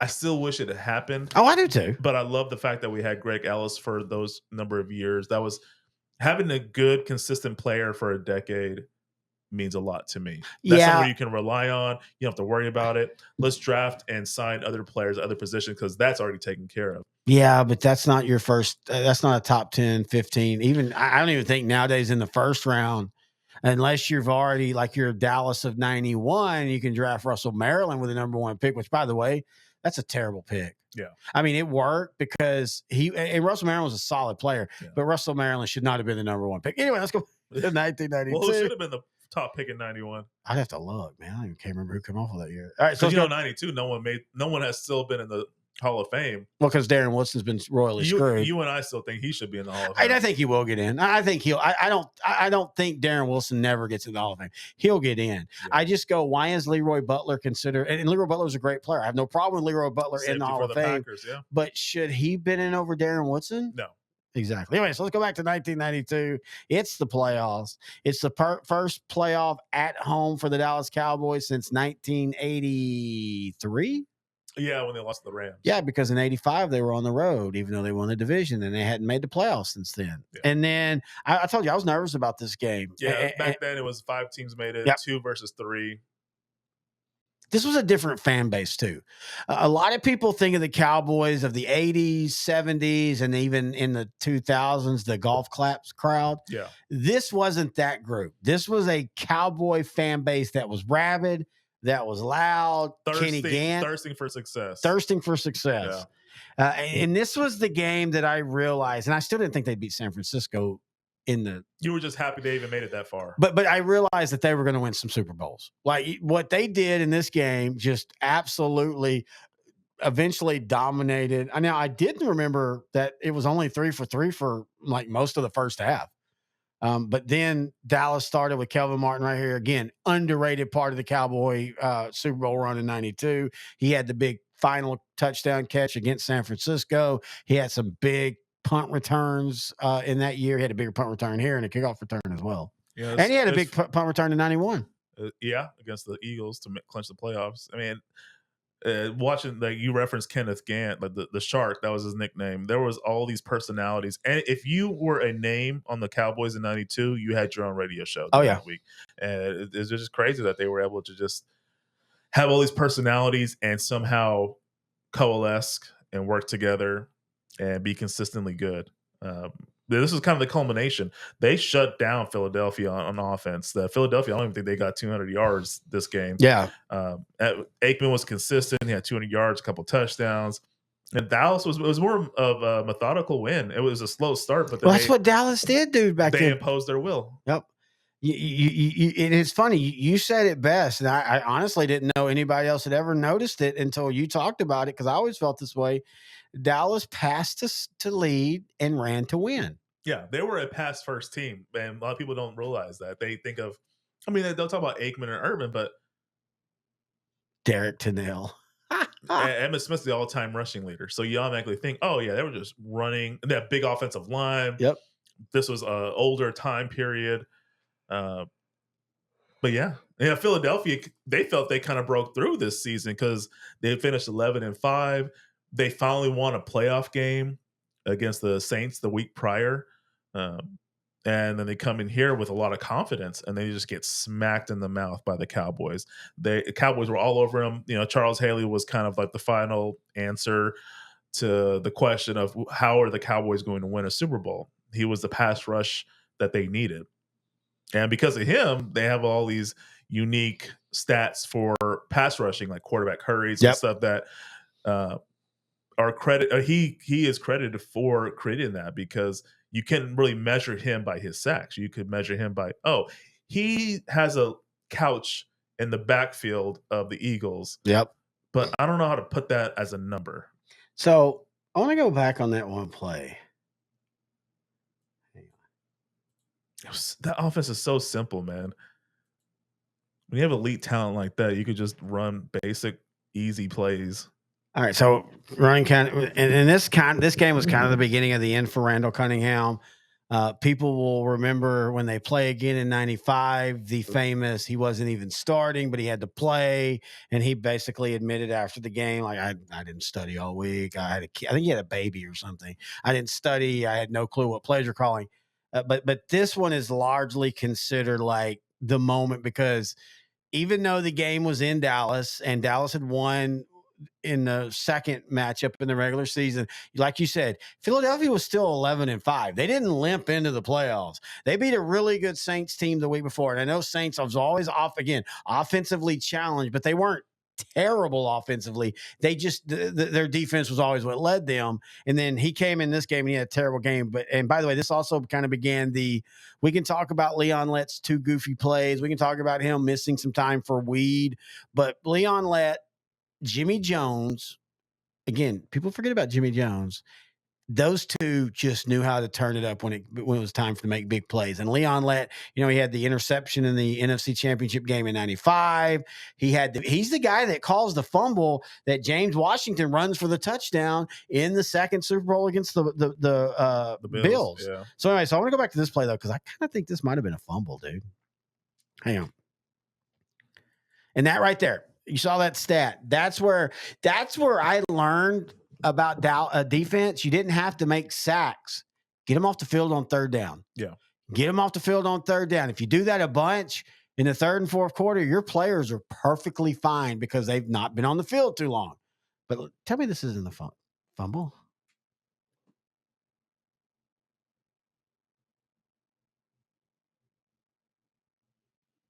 That's a like fumble. That looks like a fumble to me. That's a fumble. I don't remember that in the game. I can't tell if his right knee's down, but yeah, that looks like a fumble to me. They might slow it down for us a little bit. But no, they went right to, because the Cowboys immediately run a play, which there wasn't even instant replay back then. They're in the broken eye formation. Oh, the broken eye. Boom. Touchdown. So anyway, so Dallas wins the 92 game, and of course they go on. They beat San Francisco. They win their first Super Bowl. They begin their dynasty, and then Philadelphia kind of goes into a tailspin. Rich Kotite is terrible as a head coach. Probably should have never got there. For all the jokes about Buddy, that was Buddy's team that he took. Now, to give him more credit, they opened up the offense a little bit more. But he gets fired, and it feels like the Eagles are kind of, they're gone. So, yeah, I mean, 93, this is the season I started watching. So I remember a lot of this. Philadelphia started off great. They looked like Super Bowl favorites until Randall Cunningham got hurt. And then Bubby Brister started the rest of the season. They ended up 8-8.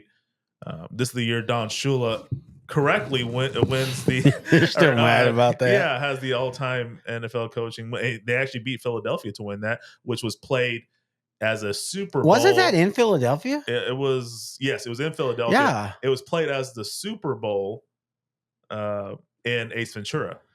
Oh, yeah, that's right. And that's, again, that's one of those moments where, I know you're mad your team lost, but, most stadiums would give Don Shula his moment. You got to give the Philadelphia Eagles fans credit. They would not. Yeah. They booed the whole time that he was being carried off and everything. I was a fan of Eric Allen. They're a Pro Bowl cornerback. One of the best interception returns outside of James Harrison. That was the Saints, wasn't it? Saints or the Jets. I can't remember. I think it was you're right. I think it was the Jets on Monday night. He might have done it to the Saints. Yeah, well. Eric Allen had a stretch in that one year where he was kind of like, what was that? Mike Brown. Mm-hmm. He was kind of like the Bears. You remember Mike Brown had like a 3-game stretch where I think Eric, and I want to go back to you and I have talked about this before. That's the funny thing about even the Eagles. I can't hate on the Dick Vermeil Eagles. I can hate on the Buddy Ryan Eagles, not the players, but Buddy Ryan. Yeah. But the Andy Reid Eagles, damn, they're fun. Donovan McNabb seems like a good guy. Reggie White, when he was an Eagle, was always a good guy. Jerome Brown getting, tragically killed early. That, it's different. And you're not a big college football fan. I mean, you're a college football fan, but you don't have a team. Correct. College and high school, you still have that blood, true hate, spit, tooey, hot tooey. Hang on. Oh, God. That hawk too and spit on that thing. Spit on that thing. But there's still a lot about the Eagles you had to like, and that was part of it. But you go back to 93, and this is my favorite Emmitt Smith game of all time. And that's the 1993 game where they go out to Philadelphia. It's rainy. It's ugly. One of the knocks on Troy Aikman is he was terrible with a wet football. Yeah. And then Emmitt Smith produced, I still think, and I know the Giant game is there too, but I think Emmitt Smith, this is his best game overall. Just what he does. He literally, you could say he put the team on his shoulder with the Giants, but he did the same thing here without injury, and it was amazing. This is the year Emmitt Smith sat out for the first 2 games, and Jerry Jones negotiated a big contract for Emmitt at the time, comes back. They don't lose a game he starts and finishes. And this was kind of the best game of the season outside of the Giants game, just because of the importance of it. He gets over 200 yards. It was kind of an ugly game just because of the weather. On the opposite side, Herschel Walker is the running back for the Eagles. And he was actually having a really solid season. In fact, I think he might have made a Pro Bowl that year. He had a solid game here. But yeah, after this win, they win 23-10 in this matchup. They go 5-0 with Emmitt in the lineup for this season.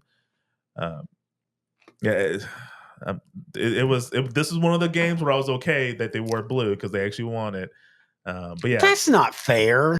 I'm sorry. It just you only like blue when they win. I got into it big time when I really like something like the Cowboys or whatever. I really do my research and stuff, so I already knew a lot of the stuff even by Halloween, which was the night of this game.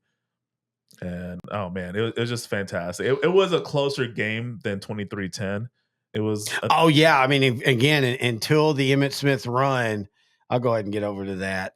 You have to give me a few minutes to make sure. No worries. Yeah, this was like kind of an ugly game just because of the weather. But I mean, you could see that Emmitt was just dominating the game. I think the Cowboys knew that they could just control the line of scrimmage. So Reggie White had already left. This is 93 is the start of free agency. So Reggie White left for the Packers. Jerome Brown passed away.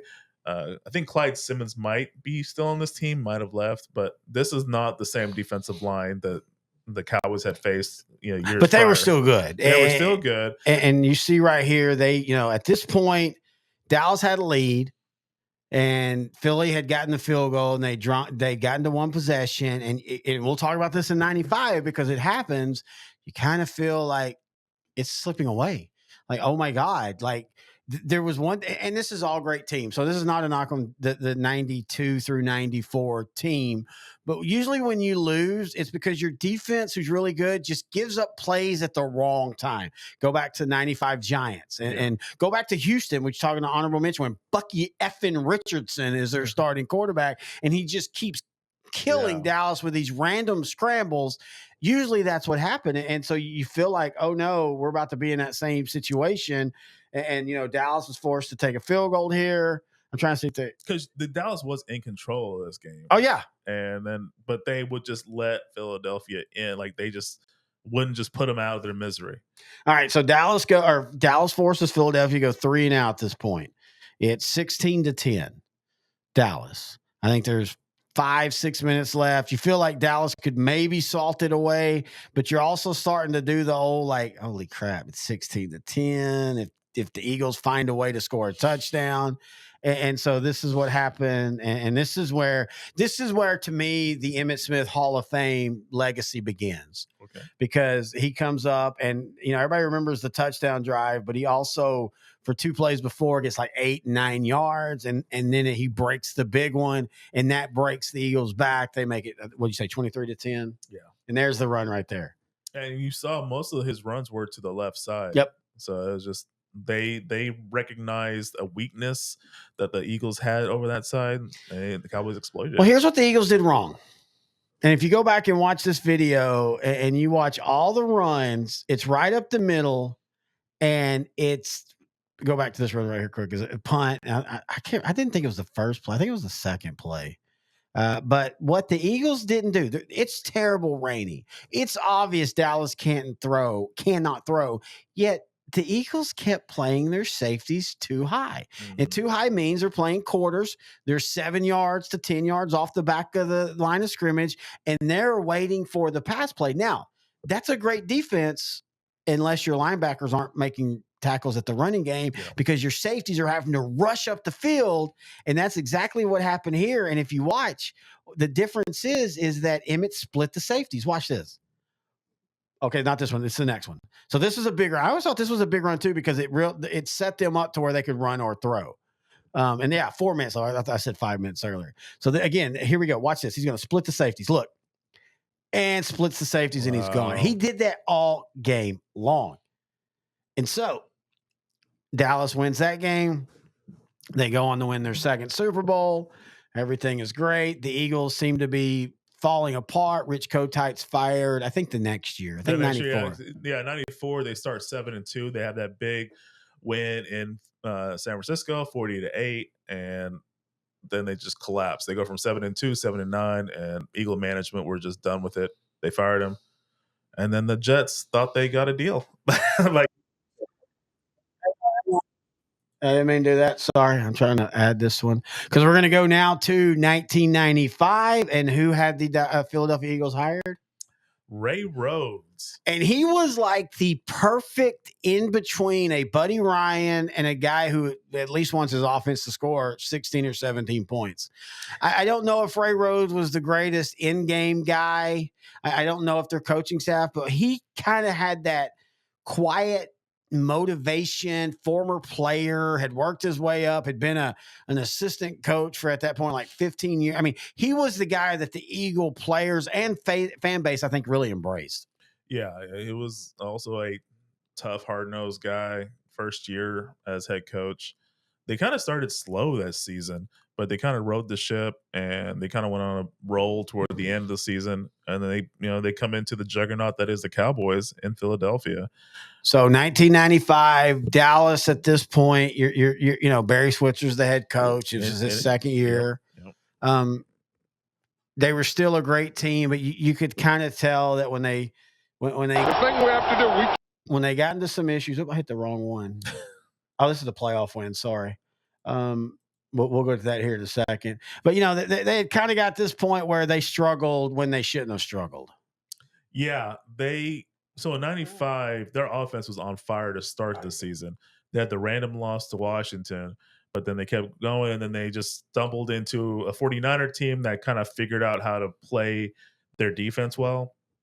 But then they won a couple more games. They went to the they played Oakland, they played Kansas City. That was a Super Bowl preview for what everybody thought. I have a great story about that Thanksgiving game. Oh, just my love for Michael Irvin was. Oh yeah, that's still my favorite Michael Irvin catch. The bobble catch against Kansas City on Thanksgiving. You had the Jay Novacek leap over the defender. The fumble. The fumble. Well, the fumble at the goal line that the Cowboys recovered. I don't even remember that. It was Oh, cool. Maybe I don't know. Maybe. No, I just don't remember that one, dude. But then after that emotional win against a team that probably should have been in the Super Bowl, they go to Washington comes over.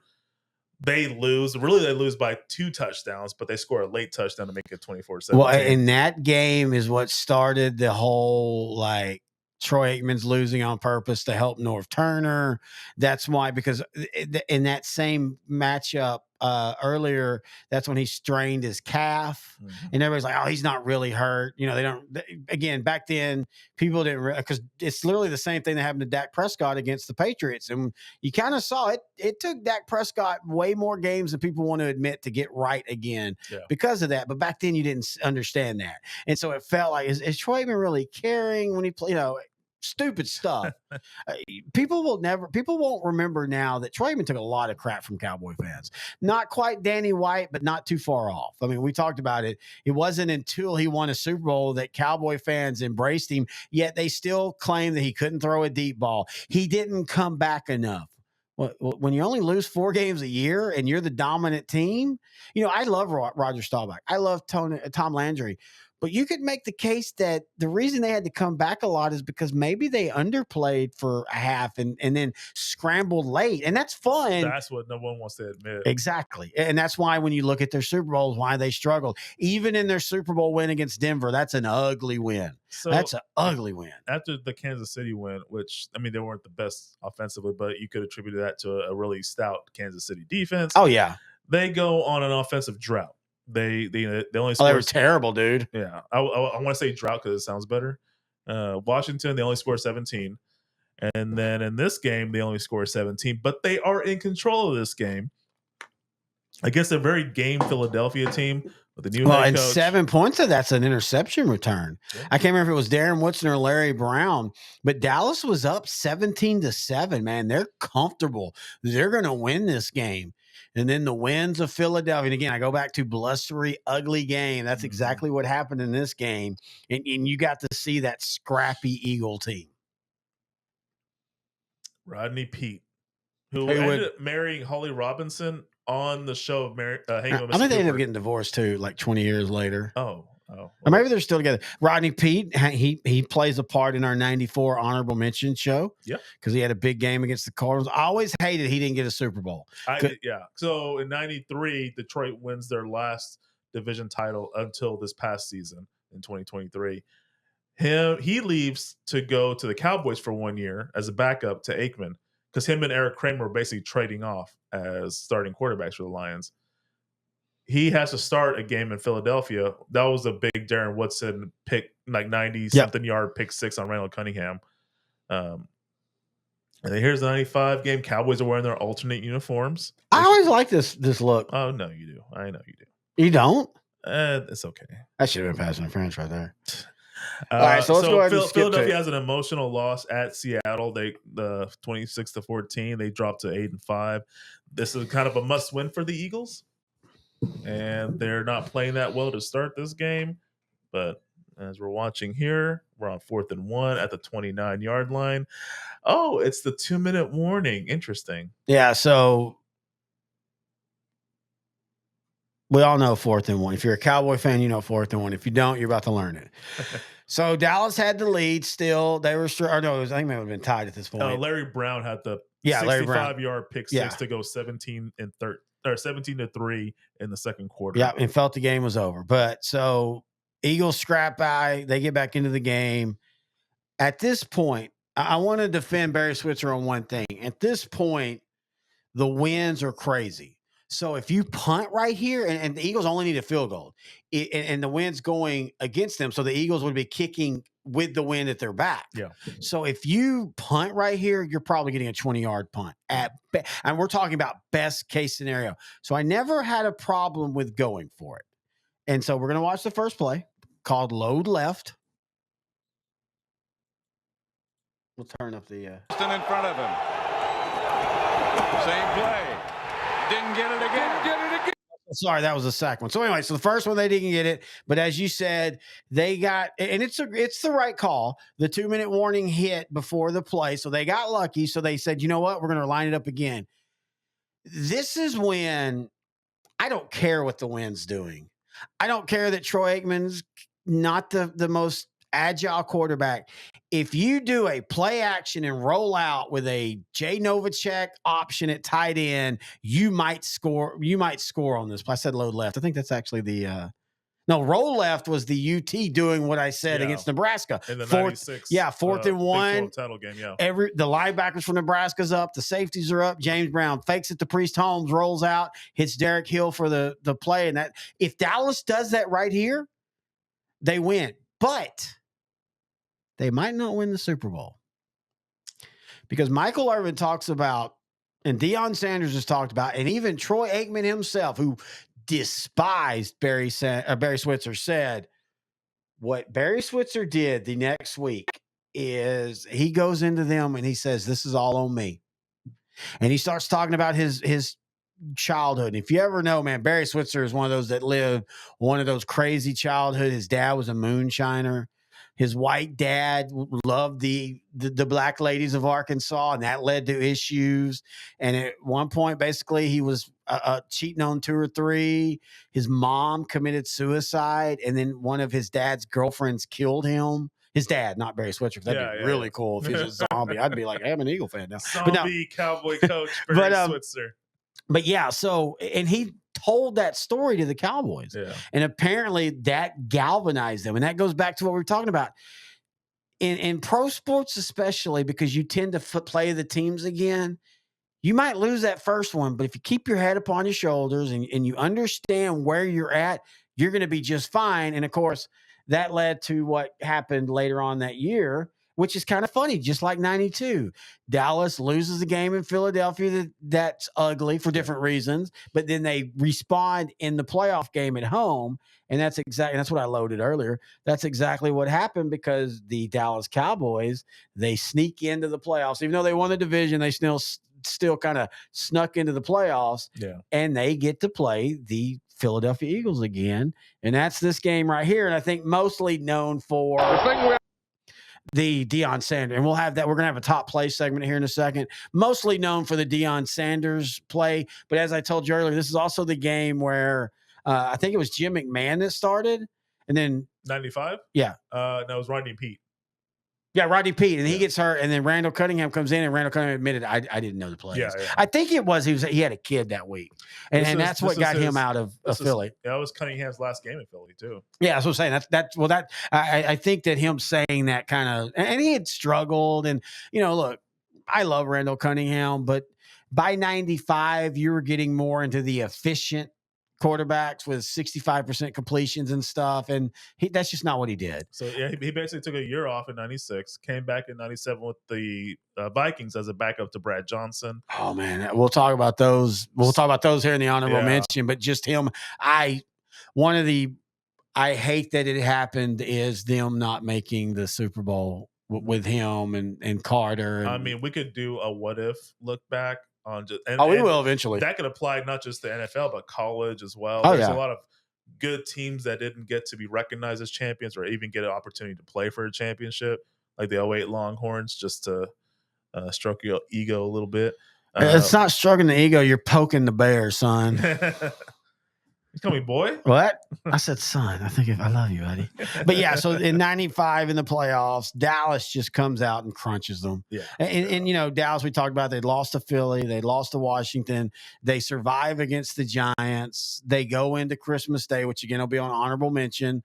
They beat the Cardinals, but more importantly, the Niners had gotten upset go on that flight. No, more importantly, they use photos or video of the Cardinal game for Jerry Maguire. Cuba Gooding apparently beat the Cowboys alone, gets the big contract. If you ever notice, by the way, give them credit for this.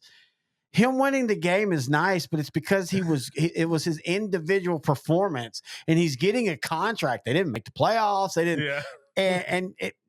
And to be fair, that's kind of when people started realizing, like, hey, this whole teamwork thing. I mean, yeah, it's great and all, but it's also kind of bullshit.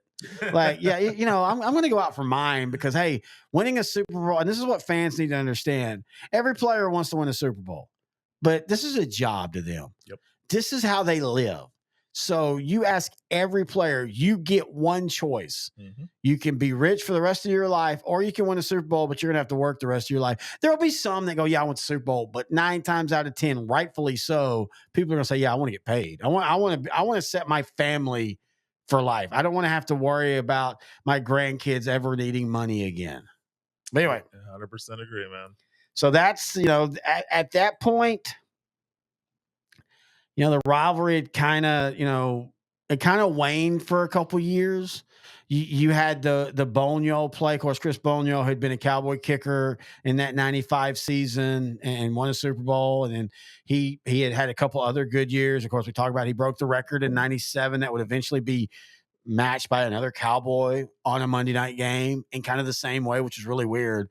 But he had the field goal record. He was a really good, consistent kicker for the Cowboys, and then Philadelphia offered him a buttload of money.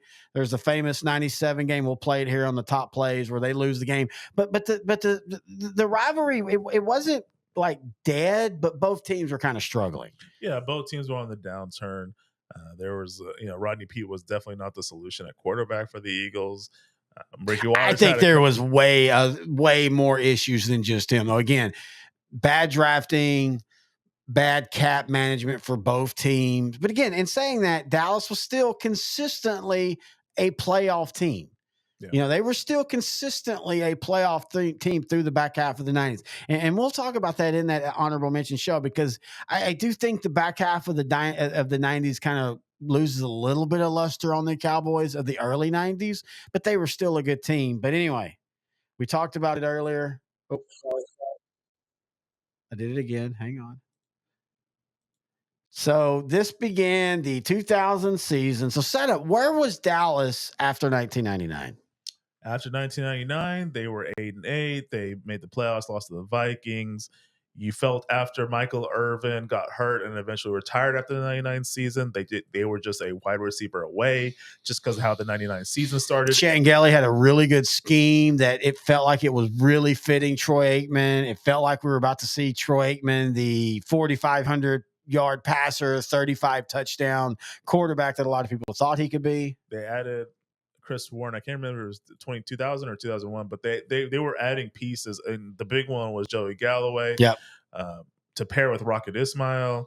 That's a good tandem. That was a great tandem if you think about it. And they had some good years with some bad quarterbacks. Yeah. So now they're gonna be in a system where a future Hall of Fame quarterback.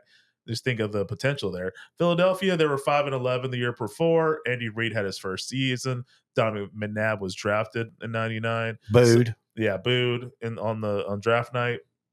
This is their 2000 season. McNabb is entrenched as the starter.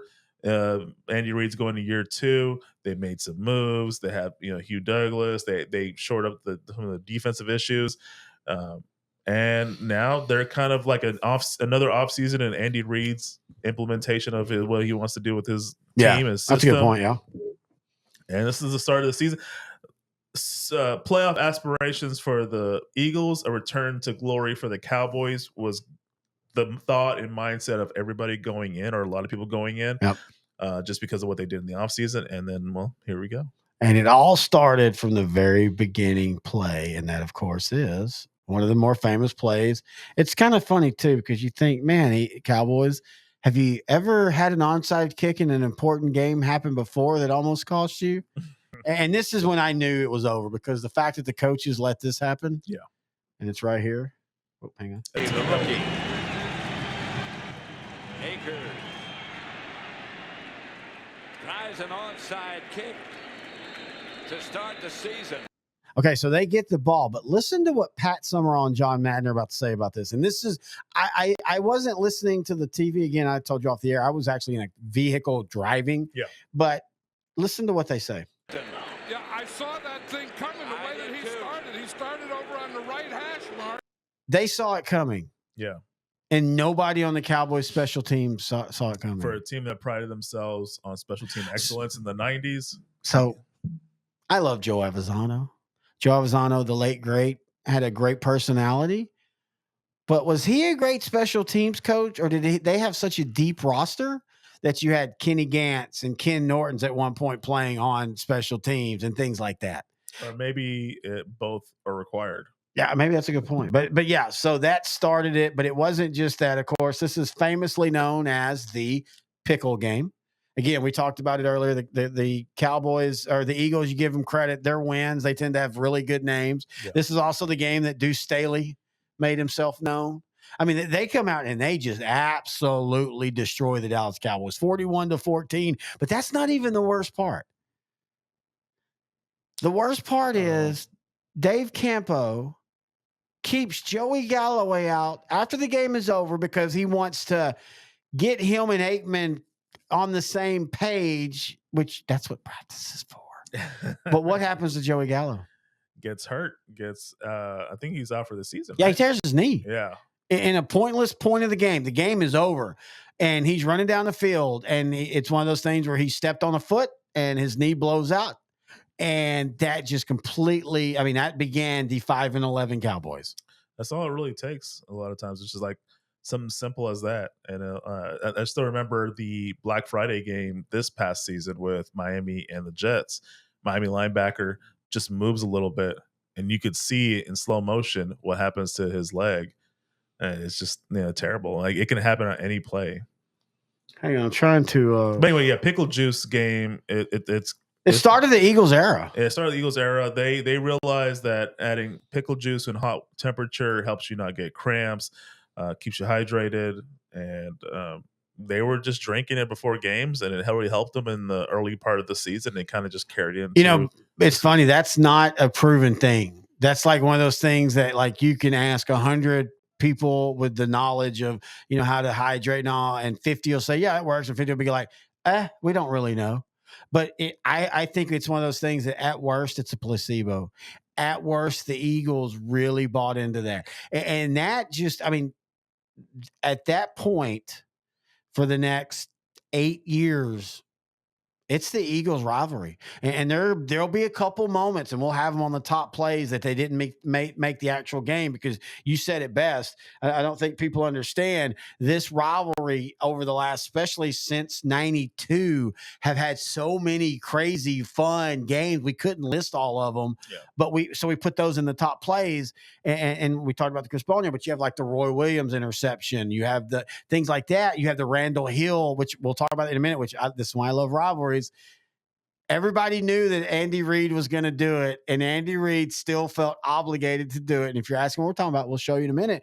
But honestly, man, from 2000 to 2009, man, the Eagles got the better of Dallas 9 times out of 10. Yeah, especially in that first part of the decade. The Cowboys, as the Eagles started to have a slight decline, but still they could win the division, make the playoffs, or still be competitive with Westbrook at running back. They were still competitive the entire decade. Whereas the Cowboys kind of came out of the Super Bowl era. The first 3 years weren't great for the 2000s, but they started picking up steam in when Bill Parcells became the head coach in 2003. You kind of started seeing some improvement there. And then after he left in 2006, Wade Phillips kind of continued that trend. But even then, even in the Parcells era, do you remember the year? Oh, was it? It was in Texas Stadium. I think it might have been Ty Detmer. And I think it was the second year of Parcells where they missed the playoffs and they were 9-7. And part of that was, again, the offense just disappeared. And Ty Detmer and the Eagles come into Dallas and win. AJ Philly, you mean? Was it AJ Philly? I thought it was Ty Detmer. If it was 2004, like you're talking about with Vinny Testaverde in that losing season. No. This is when they were good. Oh, so no, 05. so they were 9-7 and 05. I think McNabb, did he get hurt that season? Yeah, that was in that stretch where, like I said, Philly, and give them credit for this, they went through like 4 or 5 quarterbacks, and they still were figuring out a way to lose or win. I'm trying to figure. Now, it wasn't in 05 because they actually swept Eagles. Maybe it was 2006. Maybe it was the Drew Bledsoe in era. 06, Philadelphia ended up winning the division, I believe. Yeah, it was at home. December 25th. So Dallas went into Dallas had just beat Atlanta, and they were 9-5. This was the famous. The Cowboys made the playoffs. Well, but what happened? I remember that was their last win. I remember the Detroit lost to close out the season. Well, they lost to Philadelphia too. No, but I'm saying what happened in the playoffs. Oh, the fumble by Romo. But where are they? In Seattle. All right. So if they just win one of the last 2 games, that game's in Dallas. Whoever they're playing, I don't think it's Seattle. Because they'll win the division. Yeah, because they swept the Eagles. Yeah, correct. But they lose to the Eagles 23-7. It was ugly. It was it was Jeff Garcia that came in. Yeah, that's what it was. That was when he had a little redemptive tour for the Eagles. And they almost beat the Saints in that divisional round. Yeah. But anyway, let's go to. Man, I kind of blocked out that Philadelphia game. Yeah, 2007, Dallas beats the Eagles. The Eagles are kind of dead. 2008, but 2009, first year of the Texas or AT&T Stadium. Yep. They go into the last week of the regular season. Winner is the champion of the division. Loser is the wild card. But no matter what, these 2 teams are playing in the playoffs. We got our first. But so winner of this game hosts the next playoff game. Yep. Dallas absolutely dominated Philadelphia in that last regular season game. I'm going to show that. I don't think they show it on this. There is a moment in this game early that people forget about where Tony Romo, I'm going to see if they show it before I say anything. Okay, I want to get all that. Let's just get to the. The only thing I remember from that 09 playoff game was Michael Vick had a big play. Yeah, that's in fact. I think that was their only touchdown. So let me see if they show it. I don't think they are because this is off of Old School NFL Network. So is this the 09 wild card game? Well, yeah. Okay. But what people don't remember is the first time the Cowboys had the ball, Tony Romo threw an interception, but there was an offsides.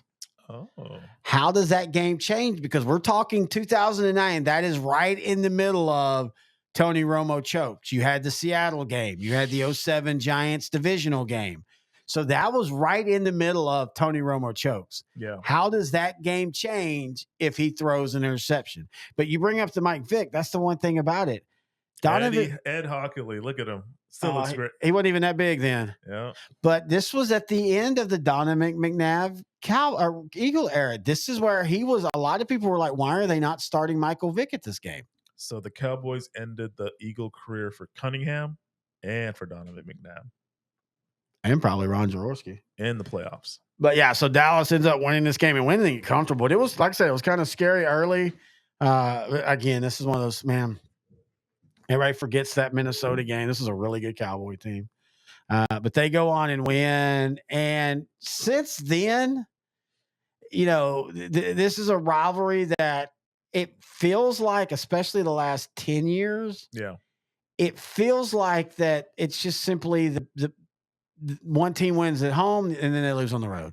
Win at home and then they lose on the road. Win at home. Oh, that game is also known for one interesting fact. An NFL record combined 228 penalty yards on 23 penalties. I don't even remember that. Yeah. All right, so let's go to, as we finally wrap up this one. Hang on, I've got it somewhere. I feel like we could talk another hour. Oh, we easily could. So we're going to start. Are we in the honorable mention phase? No, we're in the top plays phase. Top plays, sorry. I mean, you said it best, and I'll run down the list. The honorable mentions on this rivalry would be the best games in a lot of rivalries. Oh, yeah. When you look back at some of the wins, even over the last 5 or 6 years, we have one of the top plays, but, the Amari Cooper game where he catches 3 touchdowns. They're all big plays, including the last one. You happen to be at that game. Yeah, 2018. Yeah, it feels like, and this is why it's fun, it just feels like when the Eagles and the Cowboys play, it's always on Sunday night now, and it feels like the world stops down to watch it. Yeah, because I think even the entire nation that actually watches football and likes football, they know how important this rivalry is. And there's other rivalries in other divisions that get showcased on Monday Night Football, Sunday night, Thursday night. But this one has special meaning because there's a lot of people that have opinions about the Dallas Cowboys, whether they love them or hate them. But they still watch them. They still watch them, and there's really no in between. This is one of the few franchises in all of major sports that people are not indifferent about the Cowboys. They either love the Cowboys or they hate the Cowboys. That's a really good point. And if anyone wants to argue with me, I just point to the numbers. I'm a numbers guy. Go to the ratings. Go to the media, the TV companies that want the Cowboys as much as possible on prime time. There's a reason for that. So I know there's a lot of Cowboy hate, and I know you and I are not the Cowboy fans that people get mad at. No, but I know they exist. Oh, believe me, I promote this show on a lot of Cowboy pages. I love y'all, but some of y'all are just Jesus Christ, folks. Yeah. Just know your role, as The Rock once said. But here's some honorable mentions that we're waiting for the top plays to load. The very first Bounty Bowl, the 1989 Thanksgiving game, the Eagles win 27-20. The 97 game, the Cowboys improbably win 21-20. Again, we'll have that here in a minute. That was an interesting one because I was still young enough to where I had to sleep early. Mm-hmm. So you didn't know that? I thought they lost because the Eagles were dominating that game. Oh yeah, I didn't realize the Cowboys were going to come back and win that. Again, that was they one of those fourth quarters, and then it felt like they were going to win, and then all of a sudden they give up a big play with I think that shows it on the thing. They give up a big play with 10 seconds left, and all of a sudden they're going to lose, and then you'll see what happens. Hey, just like that bad movie and a drink we were watching on any given Monday, anything can happen.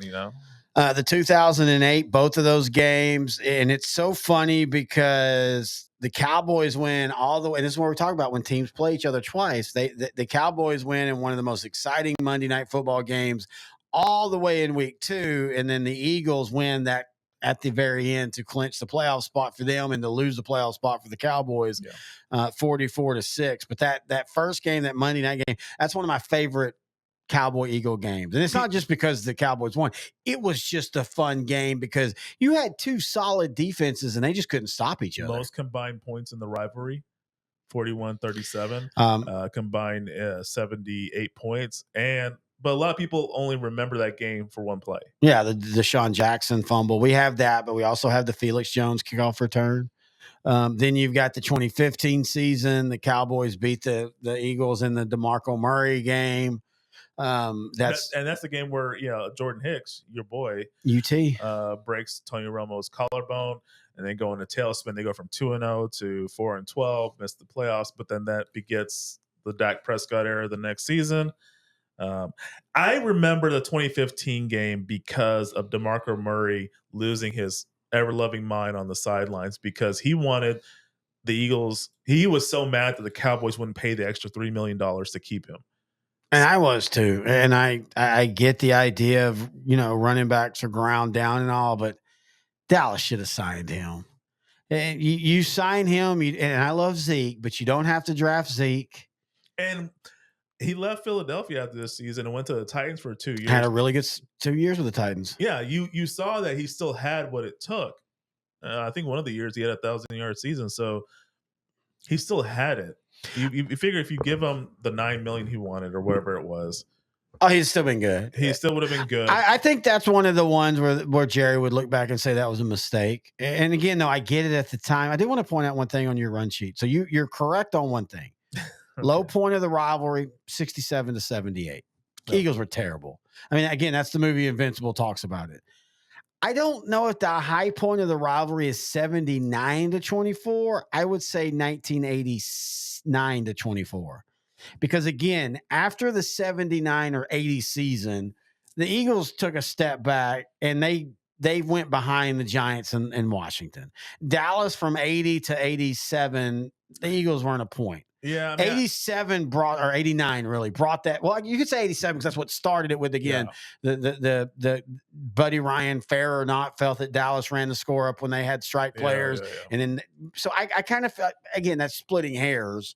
But anyway, so here he is, the top plays as we finish this show up here. It's not been quite as long as I thought it would, but this is why I love this rivalry. Hang on, I got to find it. Wait, where did it go? Well, we still have to talk about the drafts. Well, that's where I'm going. Yeah. Shut up. Oh, sorry. Spoiler alert. No, I have the drafts as part of that. Oh. But why is it not? It's showing right there in recordings. Hang on. Well, another honorable mention there won't be any big plays in this game, but it was a 2013 season finale. It was the de facto NFC East title game, Cowboys and Eagles. Tony Romo got hurt the week prior in a big win against Washington to even get him in this point. So Kyle Orton was the starting quarterback. It was a closer game than I thought it would be. I think once I found out that Kyle Orton was going to start in this game, I assumed the Cowboys were going to lose, but they ended up winning, or they ended up losing, but it was more competitive. It was 24-22. Eagles won on to win the division, go in the playoffs. They lost to I can't remember who they lost to in the first round. Who? The Philadelphia Eagles in 2013 when they won the division over the Cowboys. Was that Chicago? No, it was like Packers, or I don't think it was the 49ers. I think the 49ers beat the. Oh no, wait, it was. No, anyway, it doesn't matter. I'm looking up. I think it was the Saints. I'm gonna say it was the Saints. Yeah, the Saints beat the Eagles in the divisional round, or no, the wild card. Yeah, round. 26-24, and then they lost to the Seahawks in the 23-15. Yeah. All right, so you brought up the draft. Yes, this is why I love this rivalry, because there's enough hate, but there's also enough little let's have some fun with each other. Yeah, and Drew Pearson started it right here. To announce the Dallas Cowboys selection, please welcome. Now, to set the table, where is this draft? This was one of the first years they finally started doing drafts at different locations. Brilliant decision, by the way. Previously, it was in New York, and then they started moving it, and then they went to Chicago. As we remember, as we're fans of the show The League. Yep. In 2015, they had a lot of fun with that. They invited the cast on to do skits and whatever on the actual platform. So the first couple of, or one of the second episode, I feel, or the first episode was at the draft in Chicago. So 2017, Cowboys finished 13-3. It's Carson Wentz's rookie year in 16, so they go into 17. Eagles are hosting the draft. Cowboys, they're actually Super Bowl favorites going into this draft. Yep. Here we go. The University of Tulsa, wide receiver, Drew Pearson. All right. How about them Cowboys? I want to thank the Eagle fans for allowing me to have a career in the NFL. That's freaking cold. And for those that don't know, Drew Pearson tended to have big games against the Eagles. Even though we won't talk about the 80 game. That didn't really happen. That was for me. I am honored as an undrafted free agent to be selected to make the Cowboys second-round draft pick. And on behalf of the five-time world champion Dallas Cowboys, Hall of Fame owner Jerry Jones, Dean Jones, and the Jones family. So that was the year of Jerry Jones getting into the Hall of Fame. Yes, and I was able to fortunately go to Canton, Ohio in 2017. Dude, by the way, I am so sad. I looked for that poster because you brought me a really cool poster back, and I think it got lost there in the studio and home renovations. I kept that thing curled up and not. I wanted to frame it because it's actually a really cool like Hall of Fame. And they have all the Hall of Fame people that made it that year. I think it was Marshall Faulk and Jerry Jones and all that. And it's really cool. But anyway, so I want to point this out because we're going to have the second part of this, which was well done by David Akers. But this is the difference in this rivalry. Drew is making some digs, but they're all kind of fun and all. And then when David does it, it just feels so bitter. Like, and I they get it. had won the Super Bowl this season in 2017, so he's going in there into Dallas as a as a former member of a team that won the Super Bowl.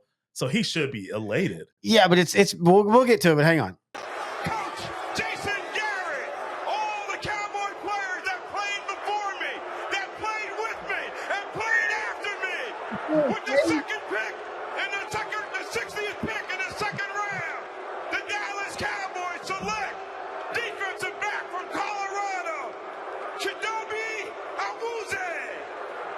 Or as we call him, Chidobe. Go look at the ball. It went that way. Man, I swear to God, there is a stretch for the Dallas Cowboys before Diggs and Bland. And maybe this is the averages breakup because those two now, they might give up big plays. But if there's an interception, they're going to have it. Yeah. Between Awuzie and Byron Jones, two beautifully technique cornerbacks. Terrence Newman, beautiful technique cornerback. They couldn't freaking get an interception. And Awuzie, I swear to God, if you ever did the top 10 catches since 2017, Awuzee's the defender on like 6 of them. And he's he's in good coverage. Yeah. But anyway, but you see the point? Like, I mean, he's making digs at the Eagles. It's all kind of fun. Like, hey, we love the Cowboys. That is an all-time great.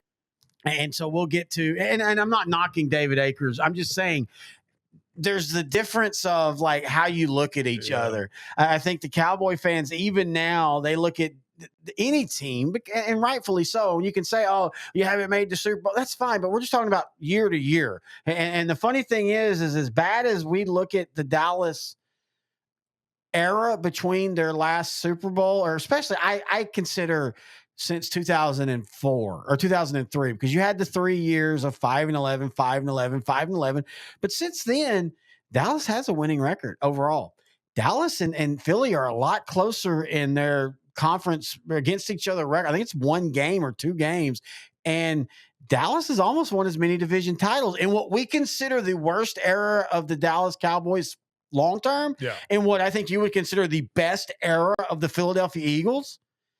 The Cowboys are almost neck and neck with them on that kind of stuff. And as Eagle fans, that must suck. Really grind their gears, as Peter Griffin would say. All right, so here we go. This is the Traded the 49th pick to the Philadelphia Eagles to announce the Philadelphia Eagles selection. Now, were we here at this point? Yes. I don't remember this. Like this was toward the end because they won the Super Bowl. I don't remember the talk. I still kind of think maybe we had bolted out because I think we left a little early. I don't remember this in the moment. Or I wonder if the Eagles traded out of their first round pick. Well, yeah, they did. This is in the second round. This is the second round 49th pick. Yeah, we weren't there. Were only there day 1. Oh, that's right, because that was the first year they started the first round. And dude, I'm gonna say, and by the way, Philly fans were there. If you want to go and just be an NFL fan and be with other NFL fans, no matter your team, it's the NFL draft. Because we were up there and we have Eagle fans, we have Washington fans, we have Giants fans, we have Green Bay, all of them. And yet in that moment, we were all it was like fantasy. We were all just simply talking to players. And I remember when they drafted LVE, and I had told you, that's one of those I'm proud of, because I had told you like 3 days before, they're going to get him if he's there. They're going to get him. And I can just remember even the Eagles and watch, oh, that's a really good pick. He's going to, it was fun because it felt like in the draft, for whatever reason, that was when you gave up you didn't care that they were Eagle fans. You were just acknowledging good draft picks. Yeah.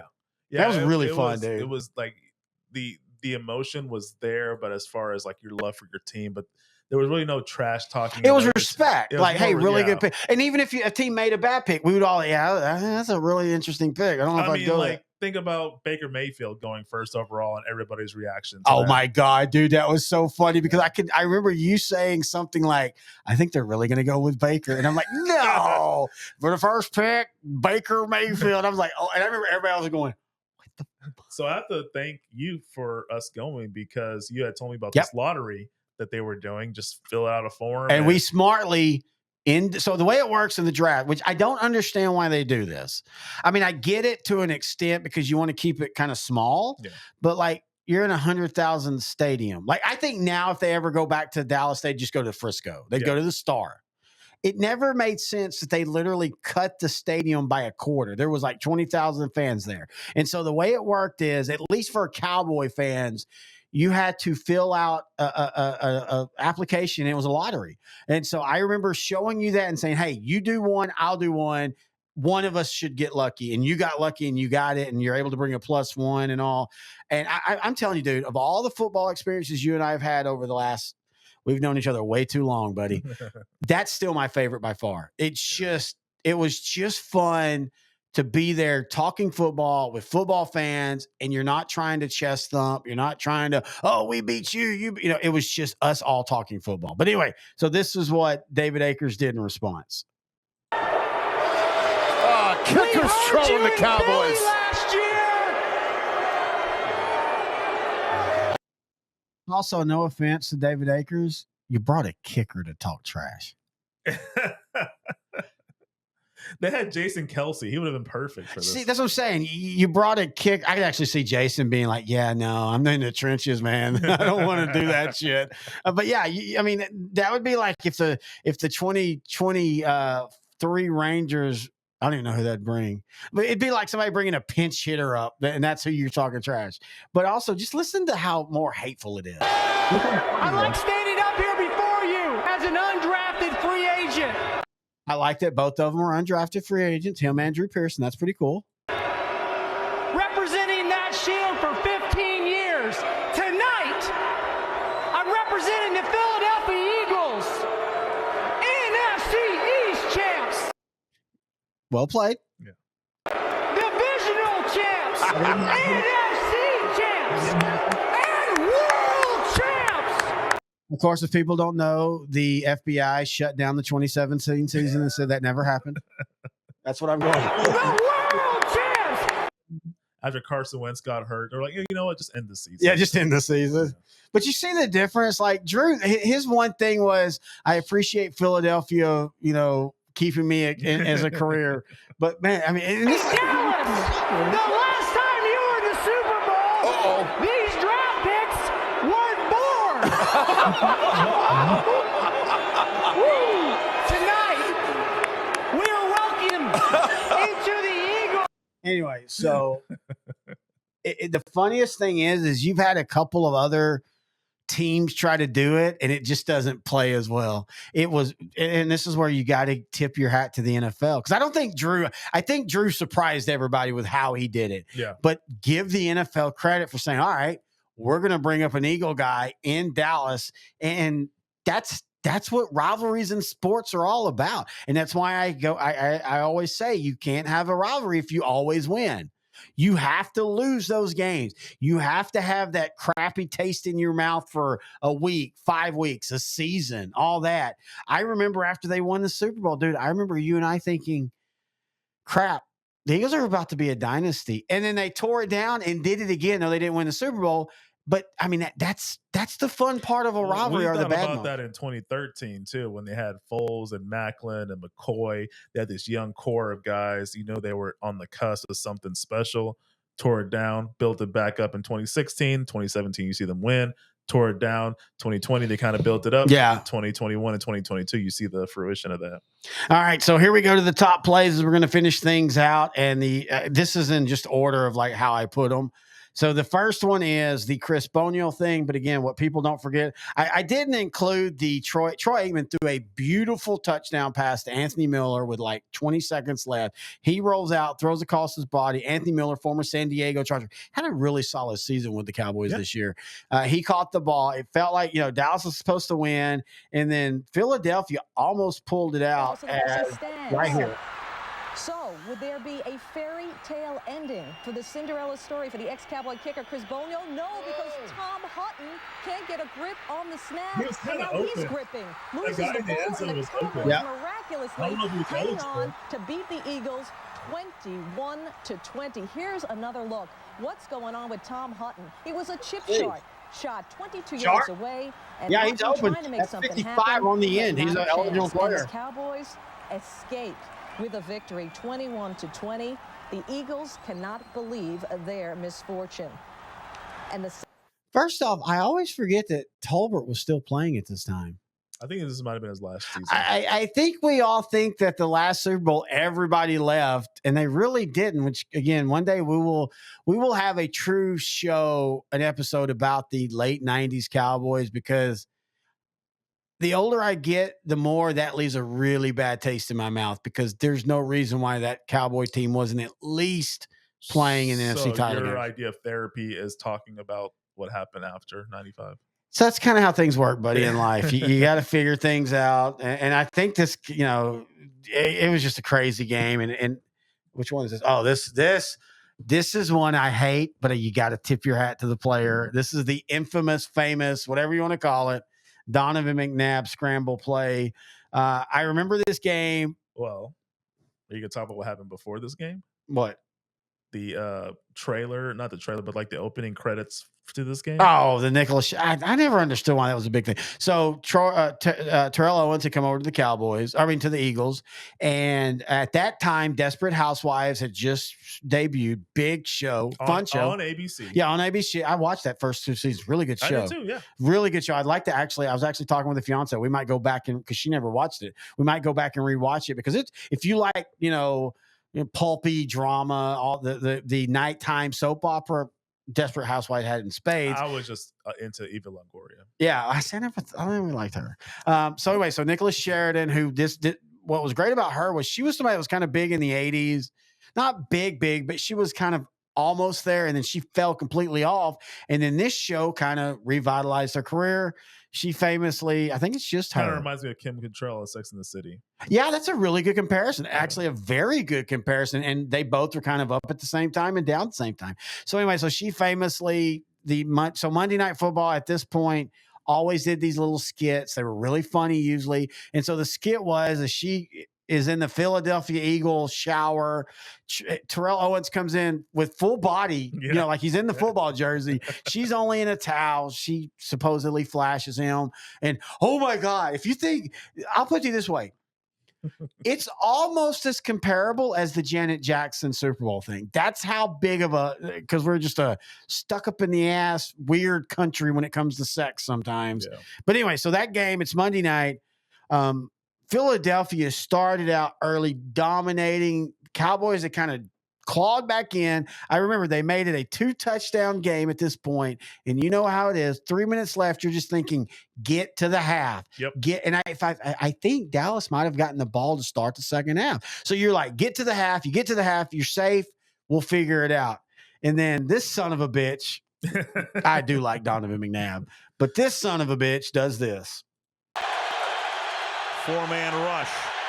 And then coming through at the last moment, but escaping, McNabb rolling to the outside. Have you ever watched the movie Scream? Yes. All right. You remember at the end when Matt Lillard and all them, Sidney knows that they're the killer, and Matt Lillard does the famous, but wait, there's more. That's the scramble right here. Cause you're thinking, okay, they've got him. We're going to be okay. Yeah. Coming back this way, has a lot of room. And my Morgan Freeman. At this point, the Cowboys realized they'd fucked up. Am I wrong? McNabb is throwing it. He's rolling to the wrong direction. He's throwing off balance. It should not be a catch. And then it's a catch. Was that Freddie? Fred X. Freddie Big Play Mitchell, who was maybe, you could almost do a whole show on his feast or famine career. He either made the big catch, like this catch, wasn't he the one of the famous 4th and 15? Yeah, it was. It was him, right? It was Freddie, not Tom Pixton, against Green Bay, the 4th and 15. I can't remember. I'm pretty sure it was Freddie Mitchell, but then he would also disappear in games. But anyway, so they do that. They end up scoring, but then in 2005, Roy Williams gave us hope. So this is one of those games you talked about earlier where Dallas struggled this whole game. Yeah. And this is what Dallas did in the Bill Parcells era, because Bill Parcells played it like 80s football. Just get to the fourth quarter, within one, we'll figure it out. And so Dallas gets into this game. They're struggling, but they get a touchdown. I mean, like all game they struggled. They get a touchdown, though, with like 3 minutes left. I think that's what it was. Trying to see the clock. Yeah, 2:53. I've got it. little too close on that. So all Philadelphia really has to do at this point, because you still don't trust the Dallas offense. Correct. Just get a first down and punt. Just get a first down, maybe 2, punt. You're going to win the game. And for all the greatness of Donovan McNabb, and he was really, really good. I don't think he's a Hall of Fame quarterback. This is why he's probably not a Hall of Fame quarterback, because he would pull plays like this out. McNabb's going to throw, and it's going to be intercepted by Roy Williams. And Williams is inside the 20, inside the 10, and a touchdown. First question. Who is he throwing it to? I think it's a literal hot route. It's kind of like almost the Steelers Super Bowl with Dallas. It's a hot route, the wide receiver. I don't blame McNabb, but I'm going to tell you where I was as a Cowboy fan at this point. Because the first thing I thought of? Oh, we just scored too early. Yes. Oh, we just scored too late. Now, I almost included it, but the Cowboys came out in the next possession and they sacked McNabb. And in fact, they had kind of, there's the famous where DeMarcus Ware tackles McNabb on one of those where it looks like he's about to do one of those scrambles again. Yeah. Same thing happened in this game. He kind of rolls out and he rolls out and he rolls out, but I think it was Greg Ellis that might have brought him down. But anyway, so yeah, that's just where I was as a Cowboy fan, though. Just think about that, where you're like, oh, great, we just scored way too early. But anyway, that's a fun moment. I'm trying to think of what the next, I think they show a couple, they might show this as a couple of highlights. I'm trying to see here. I knew this would be our longest show, but for all the good reasons. Man, we will definitely have to have a show one day about Roy Williams and the career that it looked like he was having and then where it ended up. Biscuit. Oh, yeah. And just because he just couldn't defend. Well, also you have to wonder, for all what Bill Parcells talked about him, what if they would have put Roy Williams down as a linebacker? I think gained 5 pounds. Yeah, play linebacker. I think that might have been really good. The difference between him and Darren Woodson is Darren Woodson, he wasn't the greatest in coverage. People forget about that, but he studied the game and he knew where people were going to be. And that's one of the big things about cornerbacks and all that. Oh, yeah, that's right. I forgot Donovan was hurt. Well, he didn't play another game this season. And then this is, you and I have a love-hate with this play. Okay. You know where I'm going, right? Witten. Oh, yeah. So this is 07, right? Yep. This is where Witten gets the reputation that he's a tough guy. And by the way, top 10 tight end of all time, possibly top 5. And like one of the greatest tackle breakers of all time. Yeah, that's the problem. From this one play. Yeah, that's what I was saying. I think he's easily a top 5 tight end. Yeah. I love his longevity. I love that when it was 3rd and 5, he was usually there. I will contend, though, that some of the big moments like the Seattle game, if Jason Witten just falls forward, we're not ever even talking about that. But this is the game, like you said, this is what the old white broadcasters love. On a fill-in basis. And that is over the middle. Caught by Witten, who loses his helmet but still keeps going. A penalty marker is down, and Witten takes it to the 5-yard line. Jason. Now, in today's NFL, that play would have been stopped because of this play. This play literally creates. It's weird how many times Dallas ends up getting a. Because we didn't also talk about the 04 game where Roy Williams basically created the horse collar. Oh, no, that's coming up. That's coming up. Oh, okay. I have that at the end just because of how editing went. It was just way easier. Right. No. That's fine. But yeah, so as you said, look, we both love Witten, but there's a reason why Cowboy fans called Witten Blinker. Because he always caught the ball, put his blinker on, and went immediately out of bounds. And I'm not saying that as a bad thing, but you said it best. He made this play, great play. And also, this is kind of at the end of John Madden's career, and so he talks about it. But yeah, it created this perception like this is what Jason Witten did every week. And you and I were like, I wish Jason Witten did this every week. Still a great play. And it's weird to trash it. By the way, great season by him as a head coach last year at Argyle Christian. Yeah. They're going to be good again. All right, so we talked about the Deshaun Jackson play, which we're going to play here in a minute. And I said this earlier. This is one of my favorite Cowboy-Eagle games. This is the Monday night game, 2008. We all know this is the last year of Texas Stadium. That was a really big thing through this broadcast. And this is back when you still saw Dallas play on Monday night a couple times a year. Yep. And so here is this play. This is a crazy back and forth game. And Felix Jones, who I still, again, just like any other Cowboy in this area, has such a good career, but felt like there was so much left on the table. but in at least this moment, he did good. Curls to Felix at the 2, and he comes up the left side, 15, into the middle, 20. Oh, Felix Jones, left side to the 30. Felix to the house. Felix to the 40. Being chased to the 20. Felix Jones, welcome to Monday Night Football. Oh, my.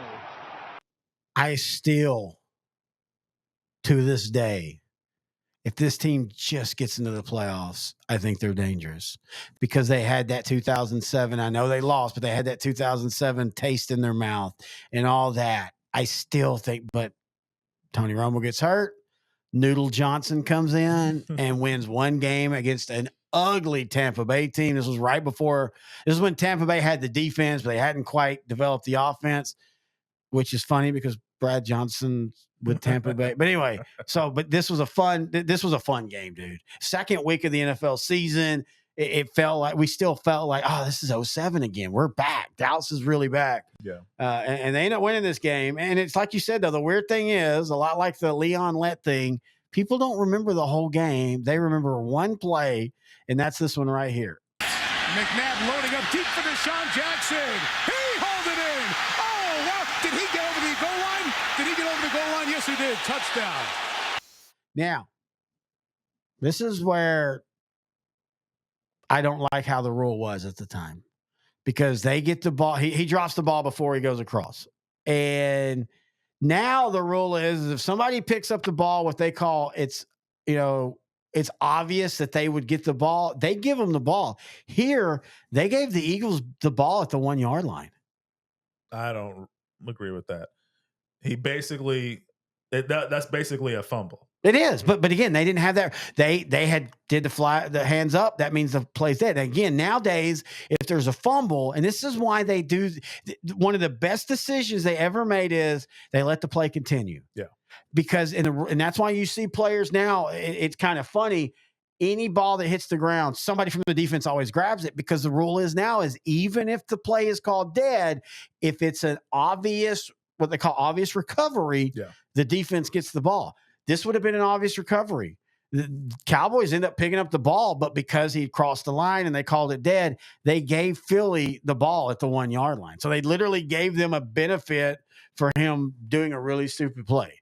I've never understand. And this started, do you remember the video we watched from a Secret Base? Yep. I love that video. Check them out. But I kind of wonder if they're maybe dying because the guy, Cody, he now has his own channel and he's been playing college football 25, but they did a whole thing about this era where these players are just, for some reason, dropping the ball before and I don't know if he made it cool or what, but like for some reason they just felt like just getting rid of the ball right around the time they got past the end, got into the end zone, or so they thought. What was cool about that, though? I don't know, but I'm also old, so I don't know I guess I just lost touch.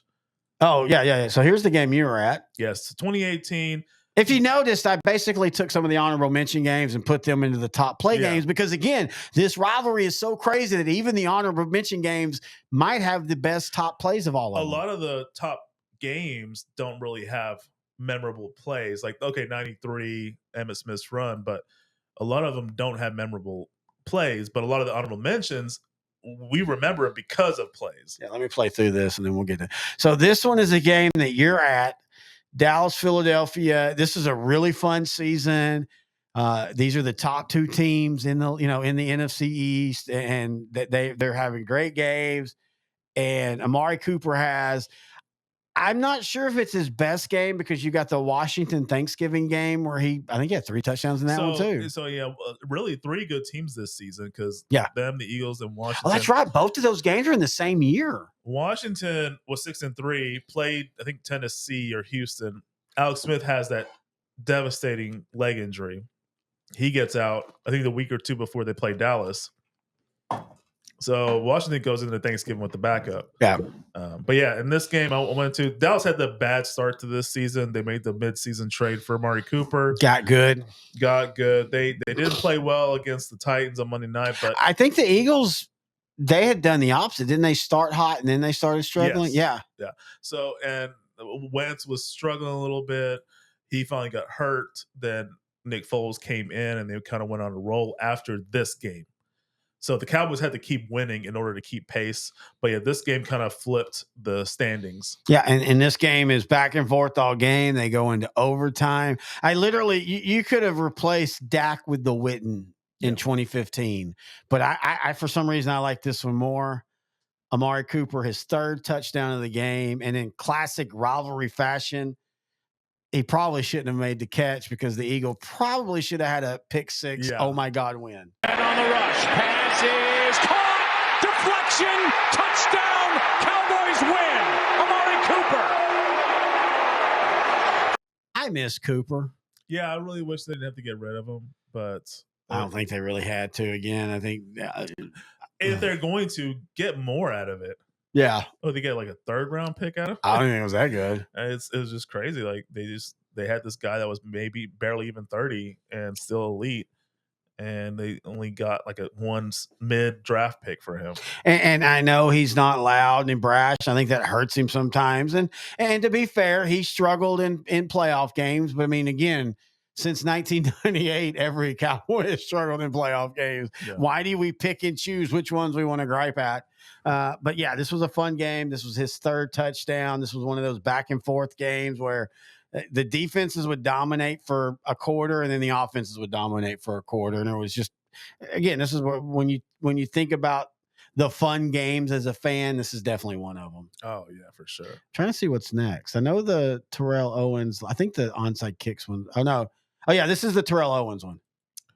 Is this the 04 season? Yeah, this is when he hurts his leg. Okay. 30th touchdown pass of the season. PAT Oh block. yeah. What is that? Which for Dallas at this time to go into Philly and make it an ugly game, that wasn't a bad thing. Yeah, Philadelphia was on a roll going into this game. He's taking dance lessons from Donovan. Third quarter, 7-6 Cowboys. TL only one catch until this. Initial prognosis: sprained right ankle. X-rays negative. Key play. So this is a very important play. So did you hear that though? High ankle sprain? No. X-rays were negative. Oh yeah. When did they decide it was a broken leg? I don't know. Because that's always the thing is he comes back later in the Super Bowl, has one of the greatest Super Bowls on a broken leg. Yeah, because he was famous for saying that, the hyperbaric chamber that he bought and installed in his house was attributed to his peak physical conditioning contributed to him recovering so fast. I guess dadgummit. What happened? I guess I didn't get the Randall Hill one. Anyway, I don't know why. I thought I had. I apologize for that. But the Randall Hill thing is again, we showed the pickle game. And for all the pickle thing, what really I think won the game for Philly was the onside kick. So a couple years later, Bill Parcells is the head coach of the Cowboys. Yep. And Andy Reid and the Eagles come in, and Dallas is pretty plucky, and it's still early, but you're starting to go, okay, this Dallas team might be a thing. The Eagles were by far a better team, but for some reason, Andy Reid felt the need to recreate the onside kick, and then what happened? Oh, yeah. Hill recovered the onside kick, and it was a wide gap in the Eagles' kickoff coverage, and he was able to just exploit that and go score a touchdown. Yep, and the Cowboys end up holding on that day and winning. So that is going to be the end of this rivalry series. We appreciate everybody joining us. I think the thing that I have learned while watching these is sometimes and I'm talking about the whole series. Yeah. Sometimes the best games don't mean crap in the standings. Sometimes the best moments are in games that neither team go far, or one team goes far and the other one's just a bad team. Yeah. And it makes me, and I know I say this all the time, me, I'm a big believer of we don't embrace these enjoyable moments anymore. We're all about, did they win? Did they go to the Super Bowl? Oh, they didn't. I don't care.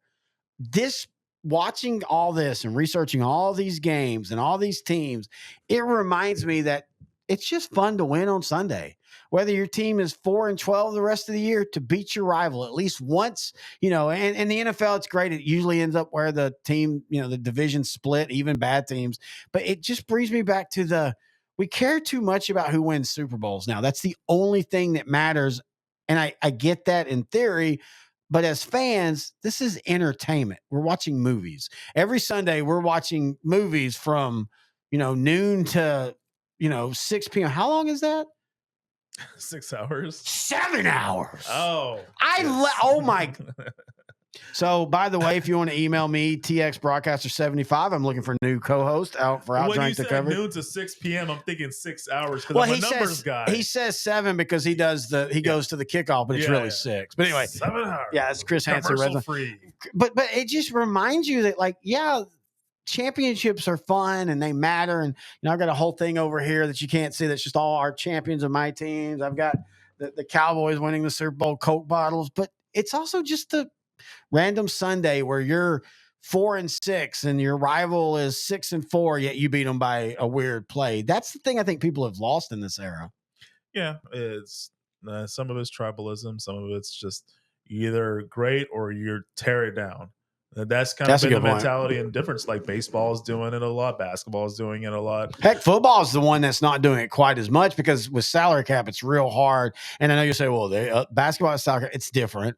Football and hockey are the only two that really have true hard caps. In hockey, we've learned that you can kind of just put a guy on the injury list for 3 months and then bring him back in the playoffs. But yeah, I mean, football is really the one though that you truly, the idea, and I know it sounds really fun, and I'm saying this as a Cowboy fan, I have nothing against Dak. I would love to tear it down, but you can't. You got to ride. If you have a good group, they might not be great, but if you have a good group, you have to ride it to the end because you're not guaranteed that when you tear it down, it's going to be better when you bring it back up. As Dak Prescott would say, Cowboy Nation, let's lasso. Oh, anyway, that's going to do it for our OutDrank The Coverage Summer Series. A look back, season 2, the top 5 rivals, and 2 honorable mentions, the 70s and the 90s. We do appreciate everybody that joined us. If we even get half of what we did last with the Washington, 63,000 and still going, we really, really appreciate that. We will be taking a little bit of a break in August. We still will have our happy hour, at least one happy hour. We're still going to do our big preview shows, but this will be the last time you're in studio till the first week of the Monday night. You're going to come in and we're going to do a live OutDrank The Coverage. Week 1 is we'll probably be bitching about the Cowboys losing on Sunday. I can't remember who they play now. I don't remember. It Wow. could be because I know Philadelphia is going to Brazil to play the Packers. So it could be Washington, it could be the Giants like normal, or it could be some other team. But yeah, I already forgot. I don't think it's anybody that's the Rams. No, not the Rams. Oh, the Browns. Duh. They go to the Browns. Oh, yeah. Which all of a sudden and you have some friends from Cleveland. David and shit, can I have the dude? I'm kind of drunk. Definitely not friends with him anymore. Jay. No, I love Jay.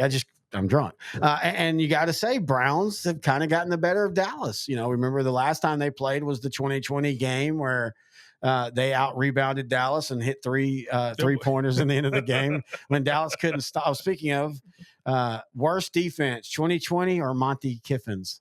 Oh, Monty Kiffin's. Yeah, he's dead. Well, R.I.P. Monty Kiffin.